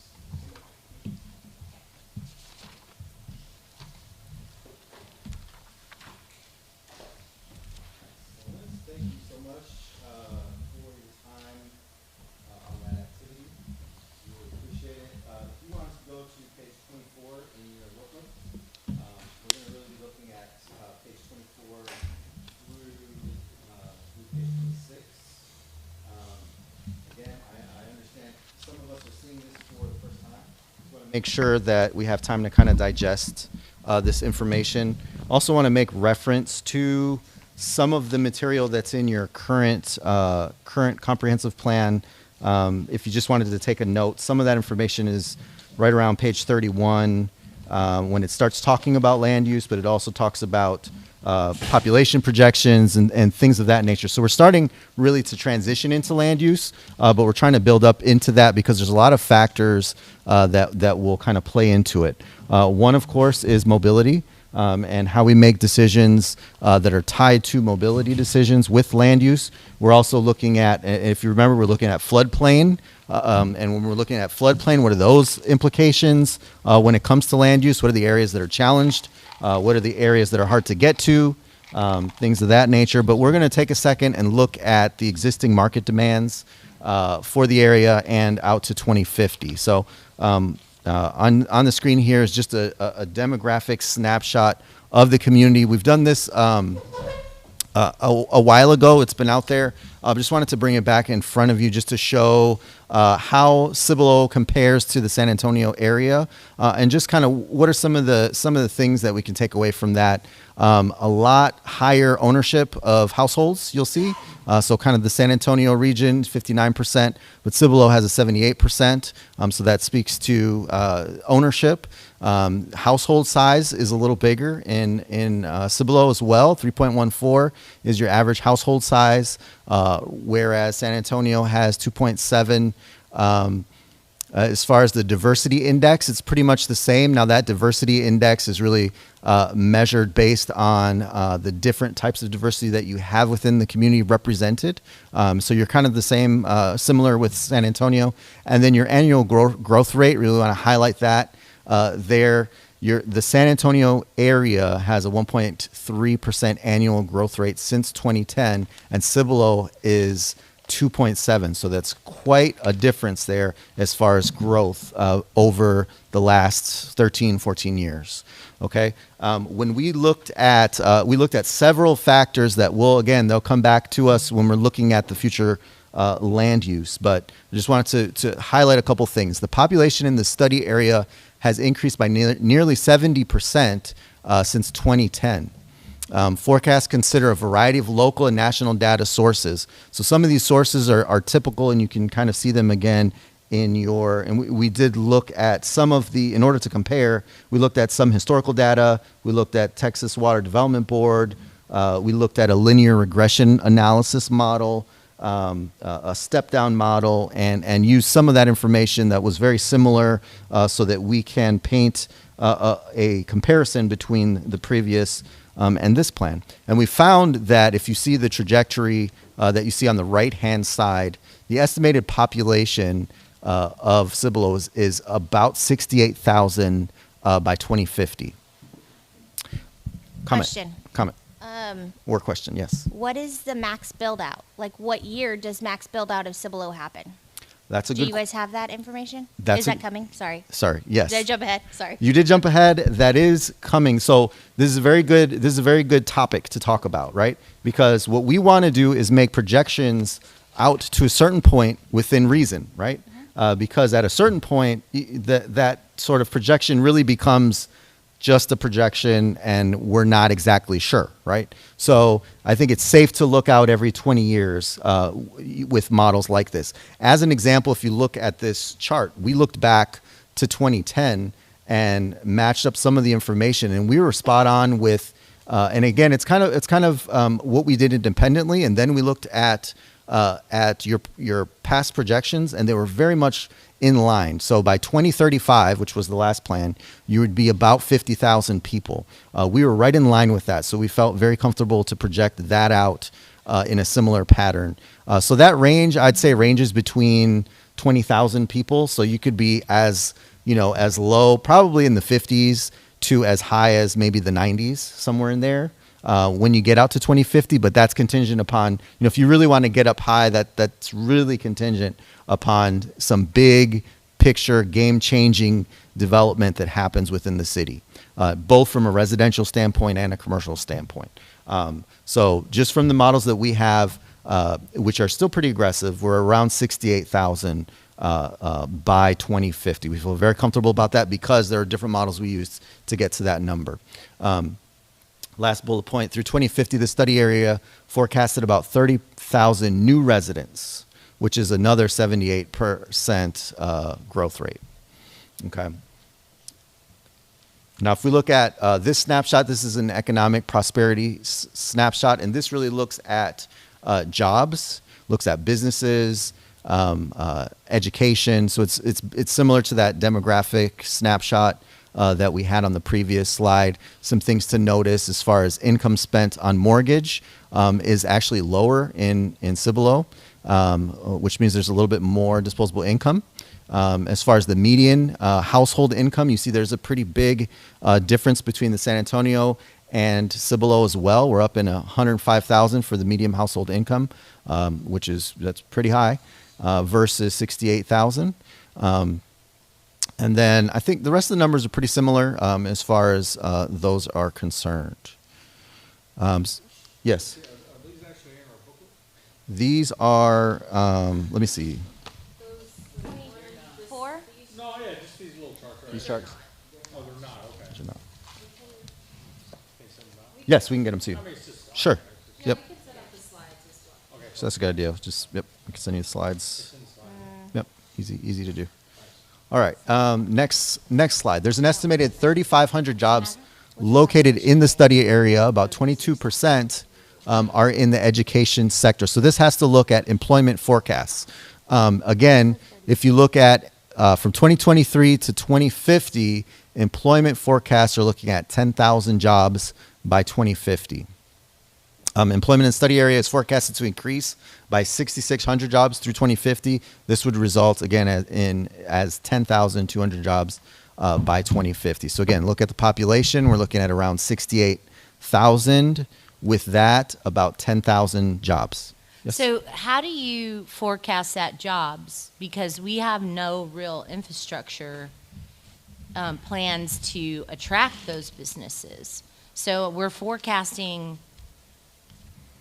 rainbows and unicorns because we have to tie that forecasted number, or let me rephrase that.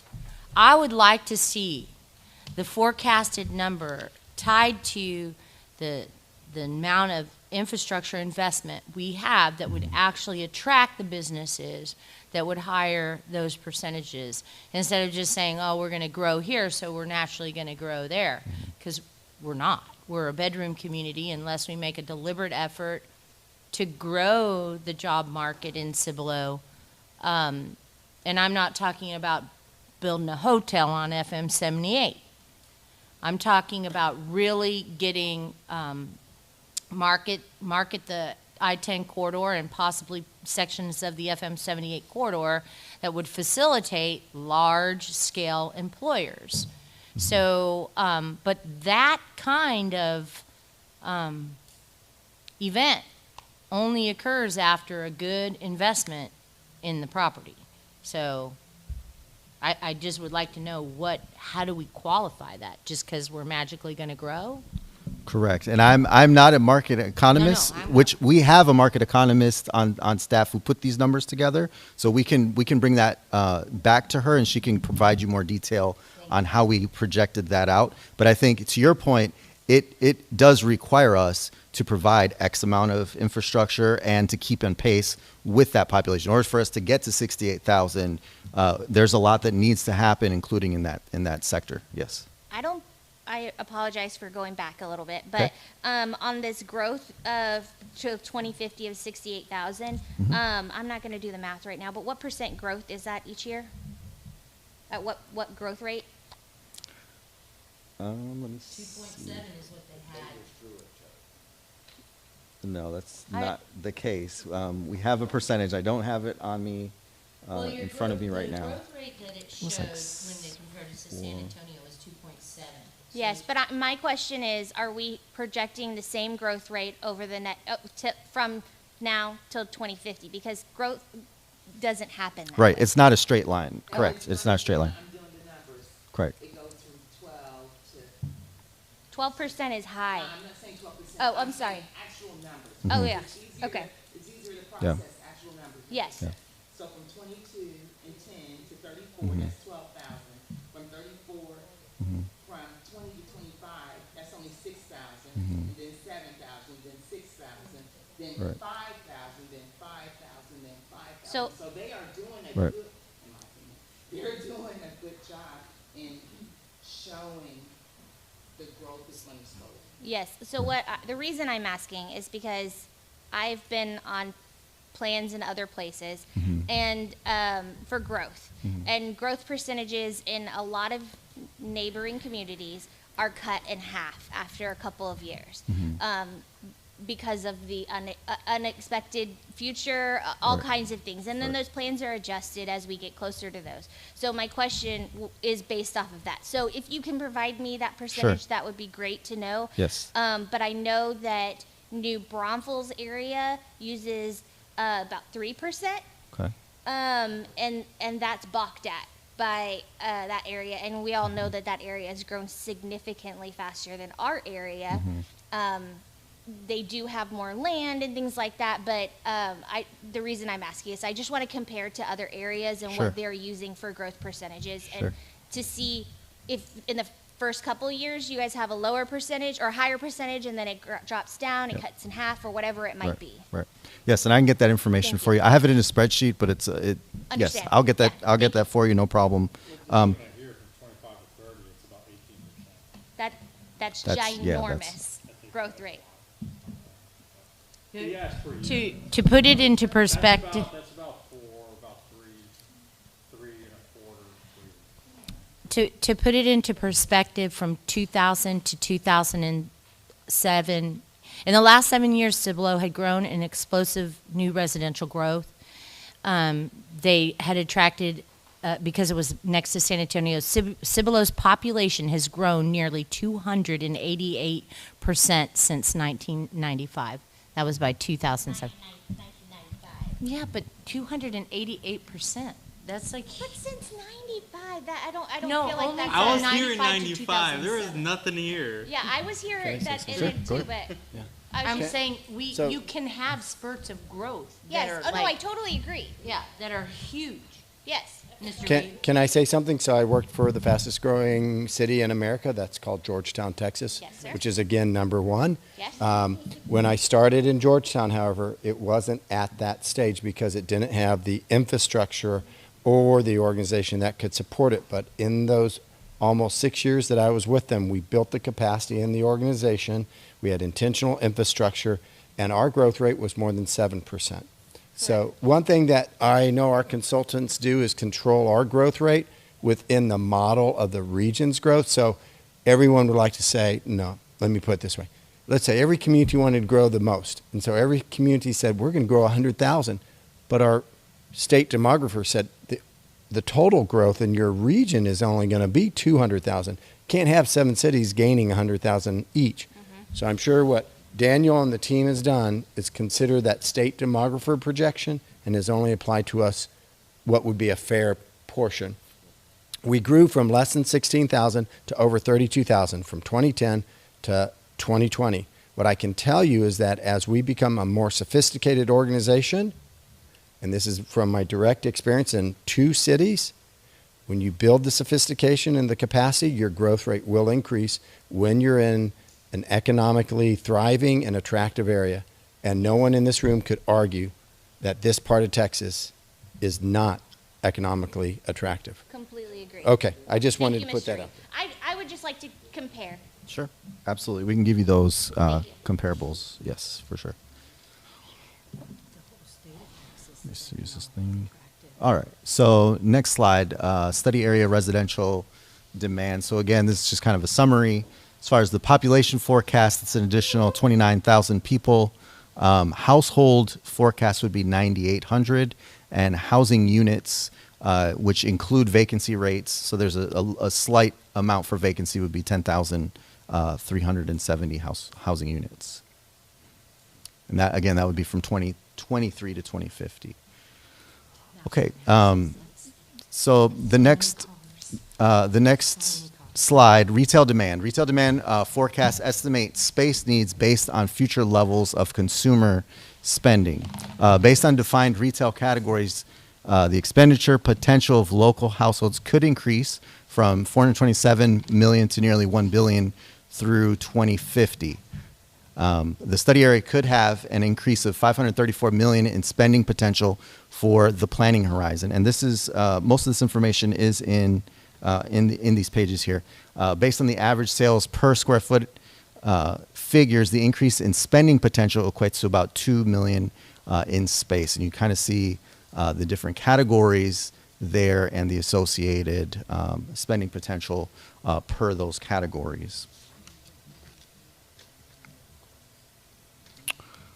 All right, and then as far as office and industrial demand, office and industrial is based on increases in study area jobs that require space. For office, finance, insurance, and professional services have the highest levels of space needs. Industrial transportation and warehousing drive demand for industrial space. Office forecasts assume 200 square feet per employee and industrial uses of 1,000. Through 2050, the study area is forecasted to support demand of approximately 300,000 square feet of office and nearly 1.5 million square feet of industrial. So we're going to break that kind of into very simple terms as far as sort of summarize that information. And that really, this slide is kind of what's key, is that from a retail standpoint, there's an anticipated 2 million square feet from an assumed FAR of 0.25, which is aggressive. And the land consumption for that would be 190 acres.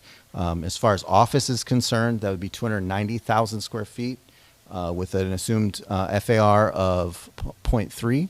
And then that equates to 25 acres. And then for industrial, 1.5 million square feet at an assumed FAR of 0.10 would equate to 350 acres. And so we have all of the, if you add those acres up, if we have all of that land available for development within our city limits or ETJ? Okay. Yep. So what we wanted to do now is compare it to what you had in your previous future land use map. Your previous future land use map for retail, when you look at what we predicted between 2023 and 2050, you have the 190 acres. When you look at your current future land use map, it's showing 3,729 acres. So there's a huge discrepancy between what we're finding and what your current future land use is equating to retail for that acreage. And we can show you what that looks like on the map. So an additional input here is that of that 3,729 acres, 799 acres are actually being shown in the floodplain. So let me turn your attention here to, probably the easiest way to do that is, I'm sorry, so you're saying our current flow has 1,890 acres earmarked for industrial? Correct. Well, I feel like our consultant said Yeah. something different. Yeah. So we just, Kelsey, can you remind me, didn't our consultant say we didn't have that much earmarked for industrial? Or maybe if you would, just confirm those numbers with RJ, because he's doing sort of the same thing. Yeah. I just feel like that's like super high. I remember he told us it's maybe less than a couple hundred acres. Yeah. that's being shown. You're saying that it That's currently right now. zoned, yes. So we're not talking about zoned property. We're talking about property that is shown, that is designated on your current future land use map. Okay. Okay? So it's not zoned. So again, when you're talking future land use, you gotta go one layer up to property that is described as a certain area. It's not necessarily zoned that we're identifying. So in your current future land use map but even, so there was an amendment done in 2022. So even if you look at 2016, which is where we have all of the numbers from, and then you look at the 2022, there wasn't that much of a difference. They're both kind of in that range. But we wanted to look at the 2016 because that's where you had your numbers behind. You had numbers behind the map. So if you take a look at that map, it was showing, again, almost 3,800 acres in commercial. It was showing 1,800 acres in industrial. And of that, it had 800 acres that were undevelopable because they were being shown in the floodplain. And then also, as far as industrial is concerned, it had almost 200 acres in the floodplain. So it's undevelopable industrial land being shown. And so since we're not talking about parks now, the forecasting on parks will be discussed when we get to the parks chapters in another master plan committee, or is parks need to be included in all of this? Correct. And unfortunately, we're not updating the parks chapters. So correct. You're correct. Yes. So the forecasting on the demand for parks is going to be discussed when that part is updated. Correct. They're not updating it. No, yeah, he said that. It's not in the scope of this. Correct. Not in the scope. But this slide's telling us that in our flume, we have more property earmarked for these, but the consumption's really not there. Is what you're trying to tell me. Absolutely. And so when you look at, there's a huge discrepancy, in our opinion, between the current flume in how much commercial acreage is being shown and how much the market is telling us you'll be at 2050, almost 200 acres of commercial land versus 3,800 acres. So there's a huge discrepancy. So we wanted to show you some comparables to show you what does that look like? What does 3,700 acres of commercial look like? Well, it looks like this, but what does that look like? And we'll have a couple. We did a snapshot of some local cities, and you can see the populations, right? So New Braunfels at 98,000 has a total retail acreage of 1,800 square feet, right? Georgetown at 75 is at 1,200. Leander at 67,000 is at 1,300, and when we get up to that 3,000 range, you're really looking at Conroe and Frisco, really. Yeah. So just trying to find some numbers that are comparable. Square miles, do those cities have more or less acres than Cibolo? Because I guess, I mean, as far as comparables. Good question.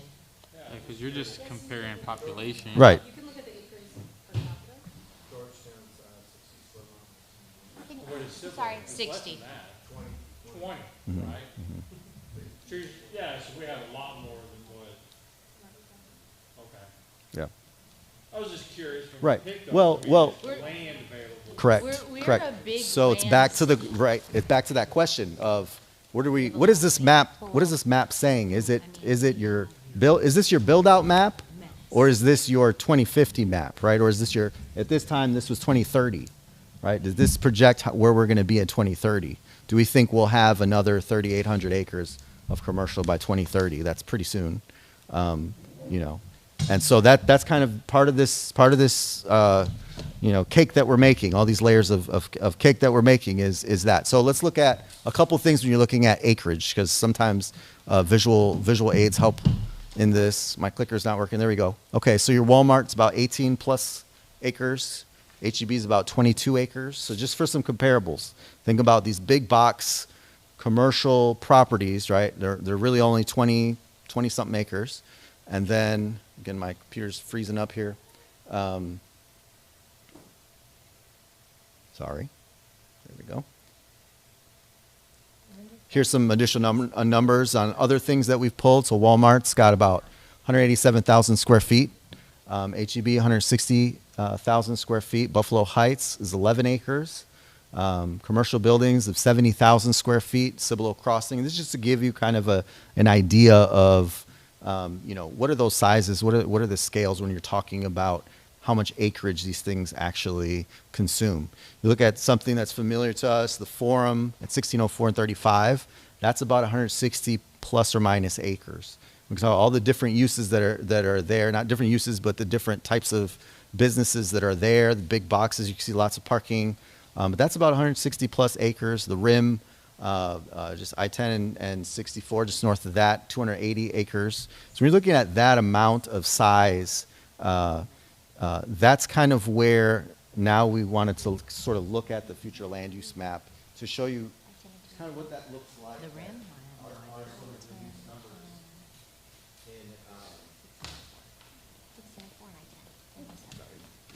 I don't know where it It is. said 64, 1604. 16. There you go. Oh, he said 16. 1604. Okay. So one of the things that we wanted you to notice, so of course there's different ways to look at this and different layers, different ways that we will, but one of the ways we wanted to look at it is in terms of commercial and industrial. The old future land use map, which is, this one, it had a lot more commercial, a lot more industrial land that was dedicated to that. Our map currently, the preferred, what we're calling the preferred future land use map, has the amount calibrated to those numbers that we were showing you. So, Is that on a page in our book? No. this future land use map, yes. Oh, what number? This is let's see, page 40. Let's see, page 39. Page 39. Fantastic. And then page 38, sorry, I'm jumping all over. Page 38 is your previous. Page 40 is, I'm sorry, my numbers. 38 is previous, 2016.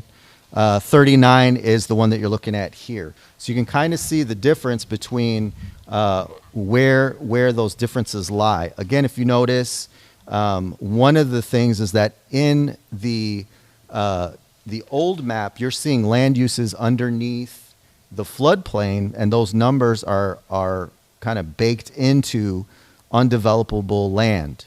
Currently, the way that we have it right now, we have the floodplain cut out of that to represent a true number of developable land, right? And so because of that, there's already, you can already see how these two maps are not apples to apples, okay? The other thing to point out is that we look at land use a little bit differently. We started talking about place types and started talking about, what do those places look like, right? What do they feel like? What is the character of those places? Your previous 2016 was simply looking at it from a zoning perspective. So when you see red on the map, that means commercial, but there isn't any other commercial. If you look at the map on the right-hand side, page 39, there's commercial baked into a lot of the categories. Mixed use, there's commercial built into mixed use. There's commercial built into other place types. So again, this map here is calibrated to those numbers that we were showing to better align with what we think that future projection would be. Again, that future projection for population and jobs. Yes? So where is, and you say it's not in there, and we're not dealing with it, but where is the future open space in this map? It's the green. Yeah, so we have green designated, and we were trying to be sensitive between city parks. I'm looking at the, It's hard to see because it's a dark green. Right, and again, you're going to have these maps so that you can get close to them, but there's a dark green shadow where there are city parks and where future city parks are, and then there's a hatch area for where there's planned future open space. So we scratched mixed use from a certain. Sorry. The place types. We'll revisit that when we talk about place types. We'll revisit that when we talk about. Sorry. We're kind of still talking market, and then we'll get into future. Turn the page. It's easier to see. Turn the page. It's easier to see. I'm not lying. 40? 40. Right, so page 40, so again, this is kind of how we split this up. In your workbook, we zoom into an area so that you can kind of see that in greater detail. Again, if you have kind of a computer, you can zoom in even further and get into a higher amount of detail. But you can see parks there. We have the parks labeled and open space and future open space. We also have the floodplain apparent on the map as well. Thank you for that. Sure. What's the difference between, never mind, I'll go back and look at it. I know All it's right. in there. So any comments? So before we move on, so we just wanted to hit on commercial and industrial really quick. Any comments on that or any thoughts on commercial or industrial as a talking sort of conversation point? And you have the school property marked out and all that, right? Yes. Okay.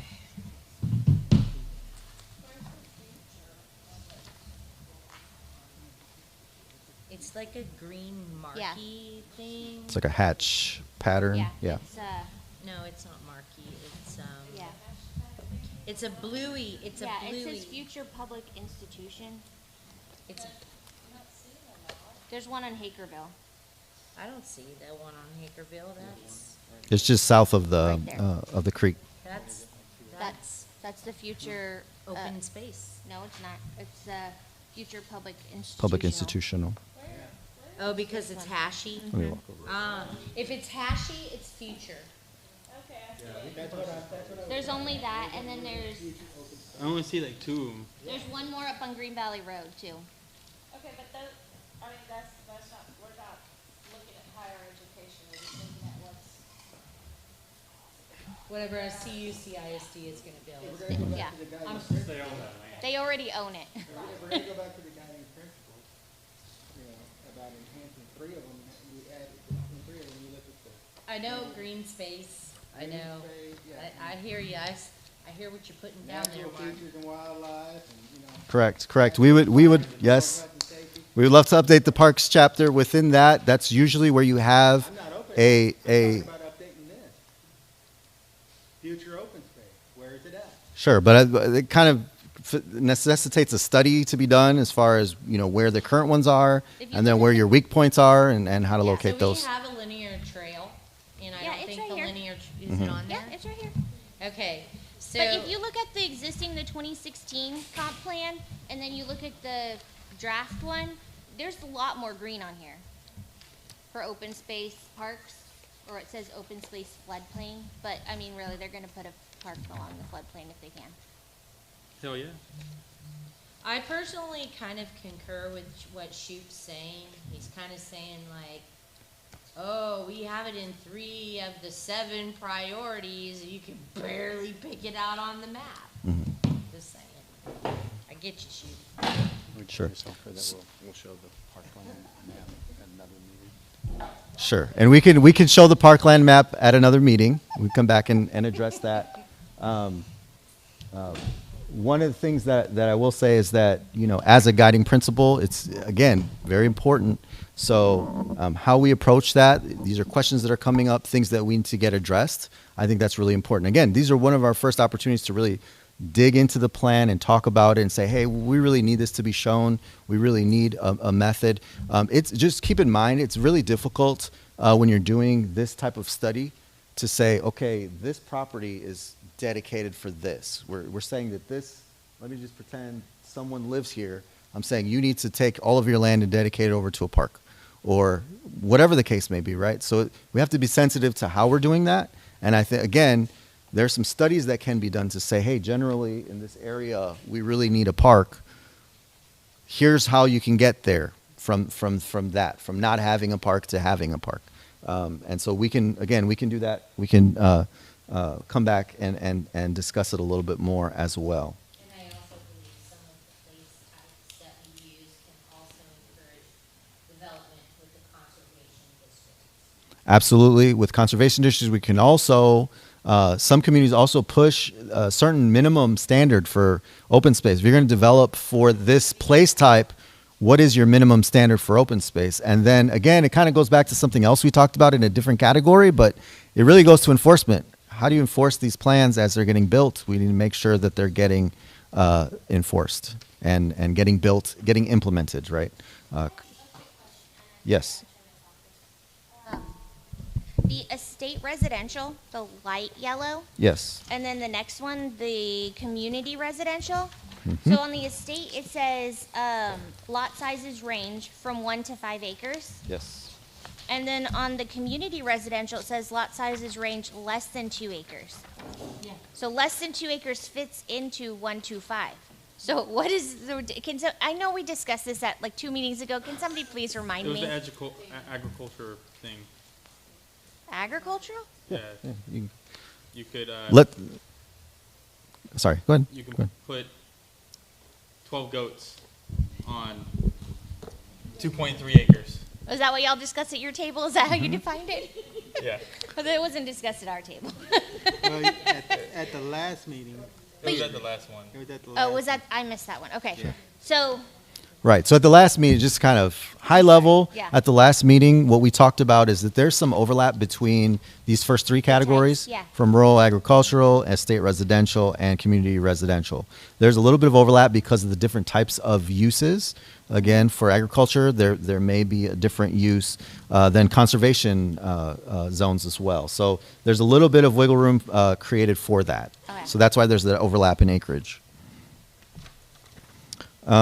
Okay, so again, we will probably try to save as much time to kind of talk together as a group. So what I wanted to do is, again, and I know you're looking at it for the first time, we took and got through all the way through the, let's see, we got all the way through to industrial, I believe, to light industrial, business park, heavy industrial, parks and open space, and I believe we were still talking through mixed-use centers at the last meeting. So you have what kind of it has been sort of adjusted since then. So you want to take a look at it and digest those place types. I think from a high level, we can talk through them really quickly. We added rural agricultural residential as a new place type. Previously, that place type didn't really exist. It's the character is really predominantly single-family housing on large lots located in the outskirts of the city or enclaves. Residential uses are oriented to the interior, may or may not include farm and livestock restrictions. Again, these kind of describe the primary land uses and the secondary land uses that you would see there. Primary being single-family detached homes, agricultural, parks and open space. Secondary, civic, institutional, small-scale retail. Indicators and assumptions, again, that acreage range was based on what we talked about. Then you move one category up to estate residential. That's where you're going to, from about 1 to 5 acre lots. Again, predominantly single family on the outskirts of the community, may or may not be on platted land, but generally residential uses are oriented to the interior of the site, may or may not include farm or livestock, includes cluster development that preserves natural character of landscape and density. So this is where we started talking about conservation or cluster development. We were looking for the right word. So again, think about that word, cluster, versus any other word that kind of describes leaving a large area open for open space and then clustering development together that results in the same amount of acreage between 1 to 5 acres. The next category up is community commercial. This is really where you start getting into your subdivisions, predominantly single-family housing on detached lots. Homes are generally located in platted subdivisions with utilities, residential streets and sidewalks. They may include historic properties, may contain a small number of convenience, commercial businesses to support the neighborhood. So you can kind of see, we start talking about it here, how there's a very small amount of commercial retail baked into these uses. Again, and that's sort of calibrated here on this map. Single-family detached homes. Secondary uses would be civic, institutional, small-scale retail, ADUs, also called granny flats, parks and open space. Your indicators and assumptions that these are less than 2 acres as far as the development. A lot of times there's a range, just kind of as a caveat, there's usually a range between sort of smaller lots and larger lots that equate to less than 2 acres. The next category up is compact residential. If you remember from the previous discussion, we started talking about compact residential, which includes townhomes, apartments, courtyard houses, things like that. At first we were like, let's get rid of it. But then when we got to mixed use, we started talking about different kinds of apartments. And so we kind of stuck with compact residential as an appropriate type to still include in limited areas. And you can kind of see when you look at the map up close what that means. Very limited in the amount of areas, and they're generally located just outside of commercial or mixed use areas. Another word that we used to call them duplexes, but now they call them pure homes. Yeah, well, there's a difference too. Duplexes can be owned, like one person can own one building that has 2 houses, two units. Mhm. But then paired homes can be owned by a developer. And rented. Yeah. So they're all rented. I mean, well, they're owned, but then they rent, yeah. Gotcha. How is that, so, okay, back up. So, if a duplex is ownership, but a paired home is a fancy apartment. Pretty much. It could be a single family, it could be a single dwelling with 4 walls, and it could be rented. So detached. Yes, detached, there you go, that's the word. So why would that be called a paired home? Because it's all owned by the developer, that's why they call it paired. Because in the developments that we see, these paired homes, they have some that are single, and they have some that are paired. Marketing, semantics, guys. No, it's an apartment or it's a rental community. It's a rental community. So whether it's single family detached or duplex. They have multiple options. Yes. Some of them look like duplexes and some of them look like single family detached. But they're all rented and they're all owned by the developer. Well, let me So finish is this. that a zoning classification that It's called transitional housing. Oh my gosh. We don't have it currently. so we need We to, don't have any developments here because the last one. yes, we do. Oh, you guys disapproved it? It did not. I don't think it went through. The one off 1103? Correct. It did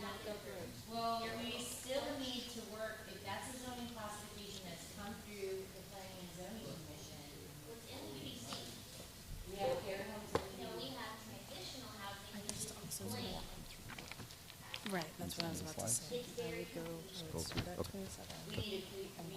Sure. Okay, let's keep moving. We've got almost a half an hour left. Let's keep it moving. Okay, so community residential. So when we're talking about, again, we're trying to. Someone described it like a pizza. We're trying to create the base, the pizza, the bottom of it, the toppings, the dough, the sauce can be in that, right? But it's kind of the bottom, right? The other stuff are the uses, the mushrooms, onions. Those are uses, right? What we're talking about, and those are zoning categories. Okay, the toppings are the zoning categories. What we're talking about is the base, which is the place type, the general character of the area. So we may be splitting hairs when we're talking about some of this, but it's important. So I don't want to, I want to say it's very important. Correct, absolutely, right. And our recommendations should say that. It should say, hey, if we want to do a certain type, our recommendations to say, yes, you need this type of zoning category if it doesn't exist, or you should do these kinds of things. Further define it. Exactly. Absolutely. Compatible, congruent. Yes, absolutely. Yes. And we're going to have a couple of recommendation discussions. So I think that's important when we get there to keep an eye on those things. Which are some of those action items we talked about? Like these are the things that you should be writing down so that we can put it in the implementation. Absolutely. That's why it's important. Write them down in your notes, and we'll keep track of all those things. Next one is neighborhood commercial. That one's pretty straightforward. Community commercial, pretty straightforward. So it's just a scaling up from neighborhood to community. It's also. So under this neighborhood commercial, Mhm. should there be different levels, or, I mean, because you can't say that the shopping center at Parkfield is the same as the one across from Steele that has one building and 4 businesses, as far as where you're placing these in the traffic. Yes. So we break that down by C1, C2, C3. Correct. C1 and C2 are neighborhood commercial. Mhm. Okay, so it would still be in the same. It's a topping of the pizza, we're not there yet. Okay. Topping on the pizza. It's a topping. Trying to get the dough down. Correct. One way to think about it is like who it serves. If it's sort of serving the neighborhood versus serving the region, that's kind of a good way to think about it. Right.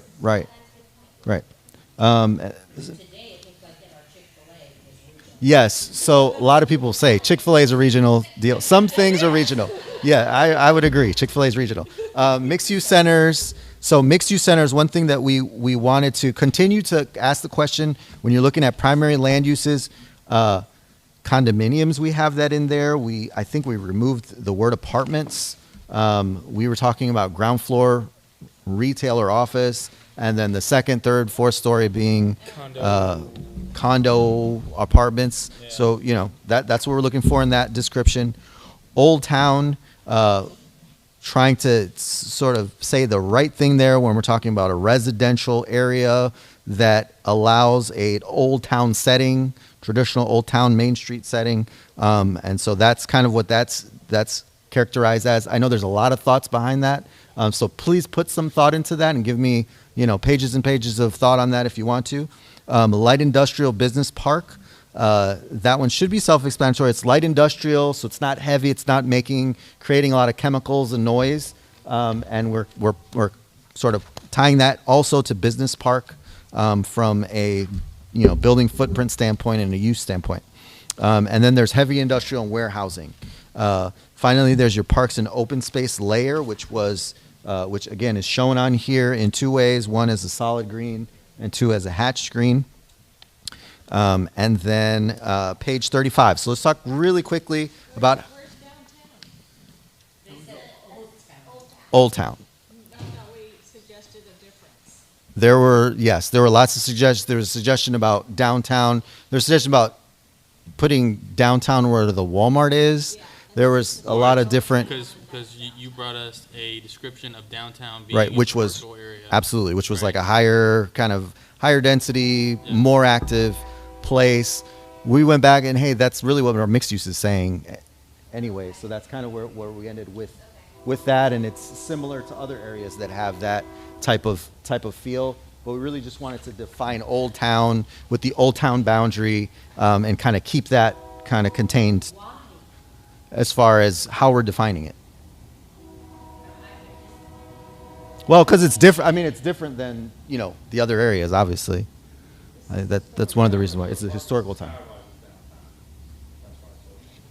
And I would just like to share with the committee, I'm not sure if you're aware of this, as we're talking about the Old Town specifically, the City Council did approve of the EDC budgeting to do a Old Town area, sub-area plan in this fiscal year.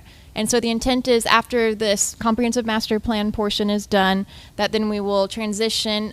It might be some of the same committee members as this. It might be new members appointed by council that when we get to that point, but that will be a dedicated plan to actually looking at the details of the Old Town district area.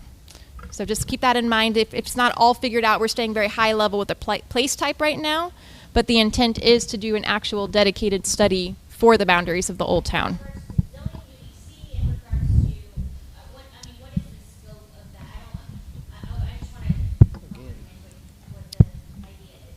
Yeah, so the scope hasn't been drafted yet at this point, but it would be looking to the details down to like design standards even within it.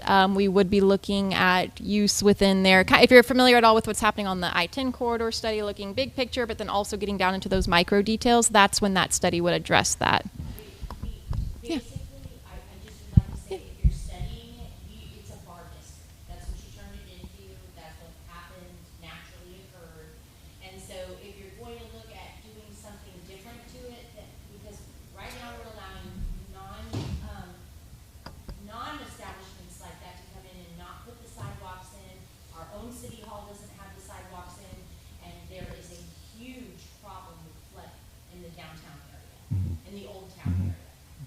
And so one of the important things to remember about the Old Town area when you go in there is those constraints.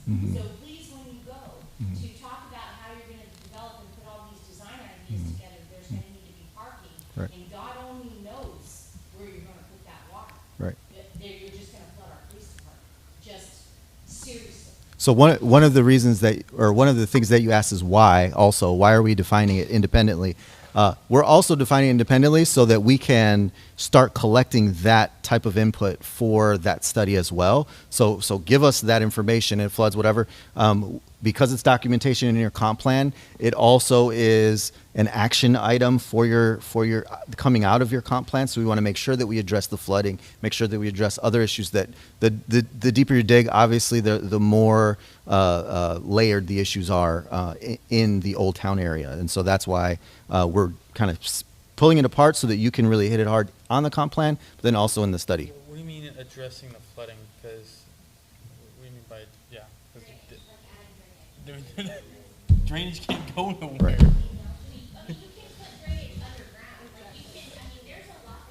I've been told by our there's nowhere to put it. There's, I mean, you got Pecan Lake, you got South Lake Street, you got all these other ones that are a lake when it rains. Yeah. And I've asked several times, and they say. Yeah. Yeah. Okay. Yep. All right. Okay, excellent. Good conversation. Okay, page 35, preferred scenario background. We just wanted to show a comparison here on page 35 of 2016 to 2023. How much undeveloped land was there? How much developed land there is now? So just you can kind of visually see what the difference is, and then also you can visually see where is the growth happening. It's important as we get through the discussion. Page 36 is talking about all the input that we've had up to now. We've had open house. We've had a joint meeting with P&Z and City Council where they've done a dot exercise, simply asking if where do general land uses belong based on the place types that were shown at that time. So again, we've modified place types since then, but this is just how we got again to getting direction on where things go. You can see there the current trend, which is really based on your current future land use map. And then page 37, we looked at different ideas on how we can address going in different directions, whether it's a corridor-based idea where we're really focusing on our corridors versus nodes where we really want to establish certain centers of activity. And I think, again, the consensus was somewhere in between, and so we took that into account when building this map. Again, page 38 shows before, or what we had in 2022 at the latest, and then now kind of where we are with that commercial and industrial tweaked accordingly.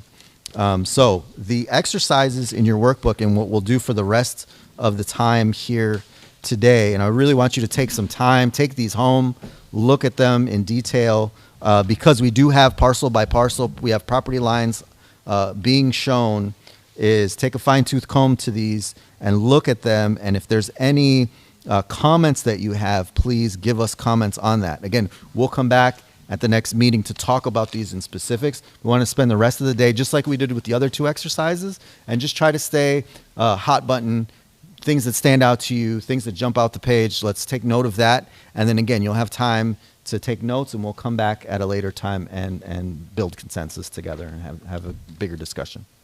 All right?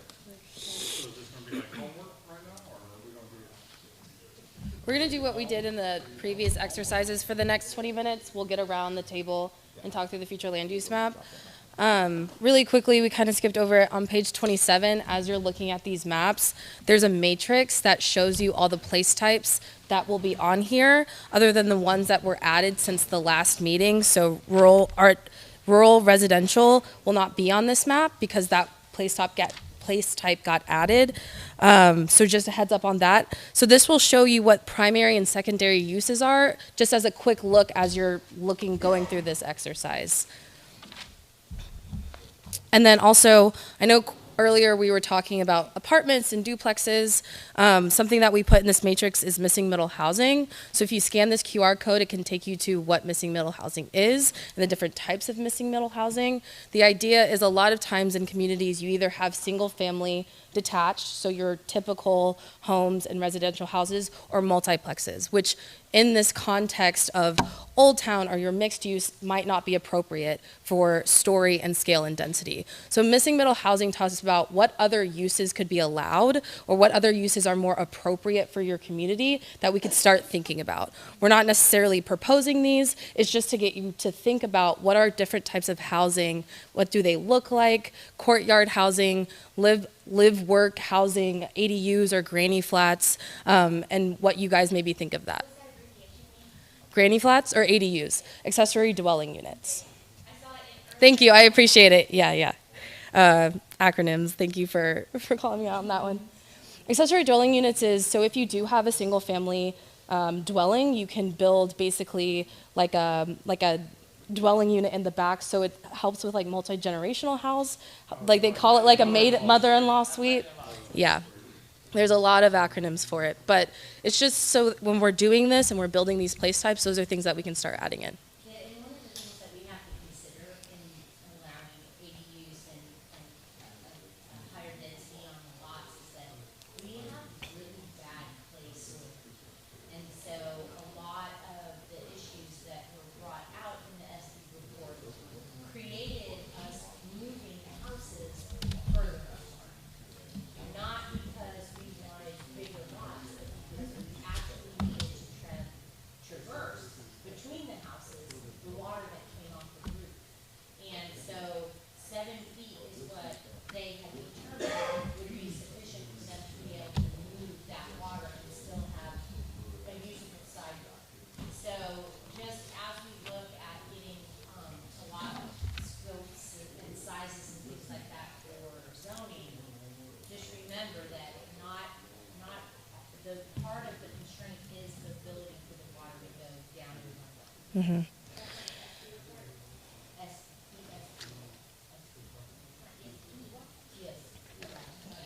And then one other consideration just to think about, on page 28 where it has all of the place types from 2023 compared to 2016, just remember Daniel said this earlier, your 2016 are future land use types. These are single land uses that were shown on page 38.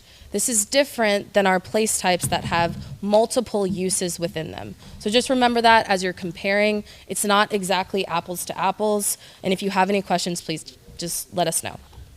And then we can start getting around the maps. We'll push this back, and then we'll spend the next 20 minutes having similar discussions how we've had in the past activities. 10 minutes? 10 minutes.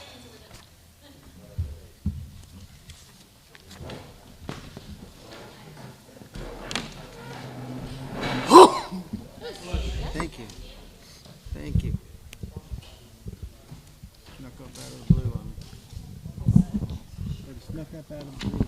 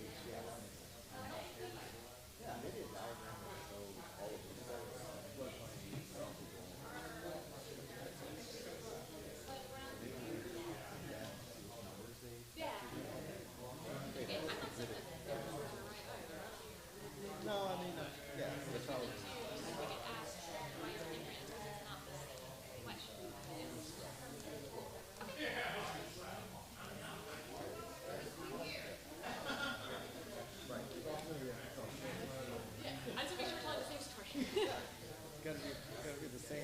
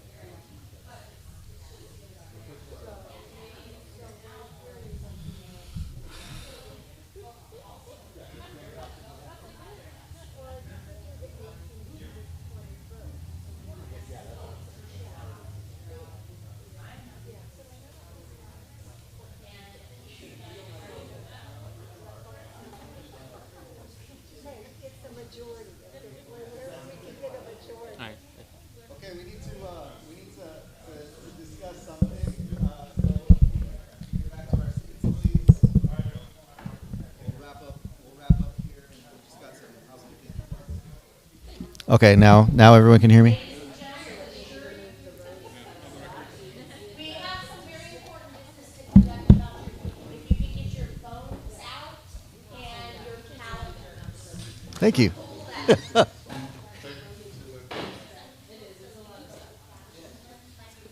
You're making my job easy. Do you want? All right. Well, thank you so much for all of your input tonight. We are going to get into housekeeping now. So again, just don't forget to take your workbooks home, fill them out, send it back, or bring it with you at the next meeting. Sorry, bring it with you at the next meeting.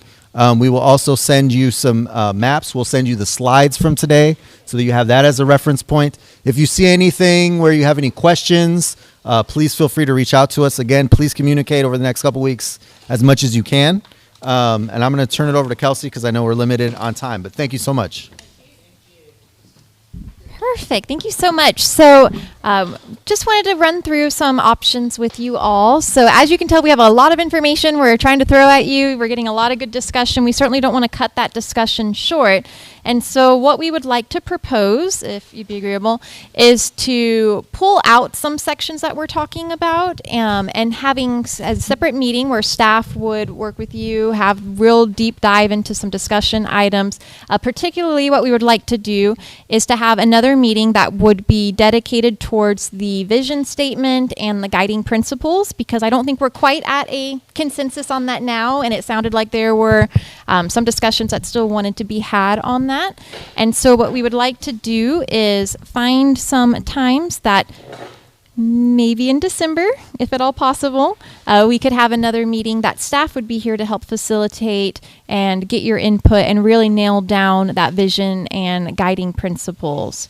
And so we are a little limited, of course, because we know the holidays are coming up, but we wanted to see if December 18th through the 21st, if we might be able to get a quorum during that time. I can't do it the entire week.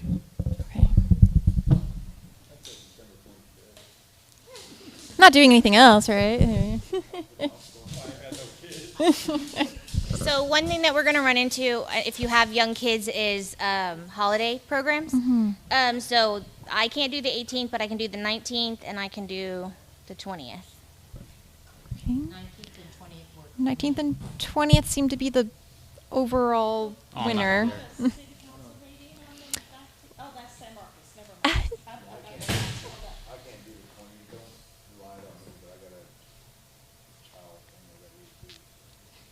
So the 19th, can everybody do it on the 19th? Tuesday the 19th. I will not.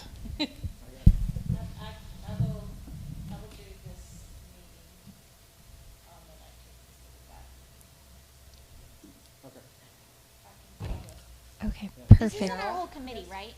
We're missing two? Marcus, We have 2 others that are missing, yes. on the 19th, you can do it? Sure, we can try it, yeah. Miss Walker? Perfect. Malcolm? Ken? Okay, and Miss Zimmerman, you can? I can. Did Perfect. Carol say yes? I mean, Yes, Ca- she did. okay. So we have a consensus Thank for you. December 19th, Tuesday, Yes. December 19th. Thank you. We're not quite sure if it'll be in this room or over at the City Hall Annex. We'll have to verify availability, but we will send you an updated calendar invitation as well as a packet information, and we'll make sure that you get it ahead of time also. Perfect. Thank you. And just thank you again so much for Are we your gonna schedule participation. the January meeting as well? So we would like to also put on your calendars for January 16th. That would be our next fuller scale meeting where Kimberly Horn, our consultant, would come back and report out on a lot of the feedback that you've given today and incorporating that. Yes, thank you, ma'am, for reminding. The good news with that one, we should be back at City Hall. So there you go. Okay.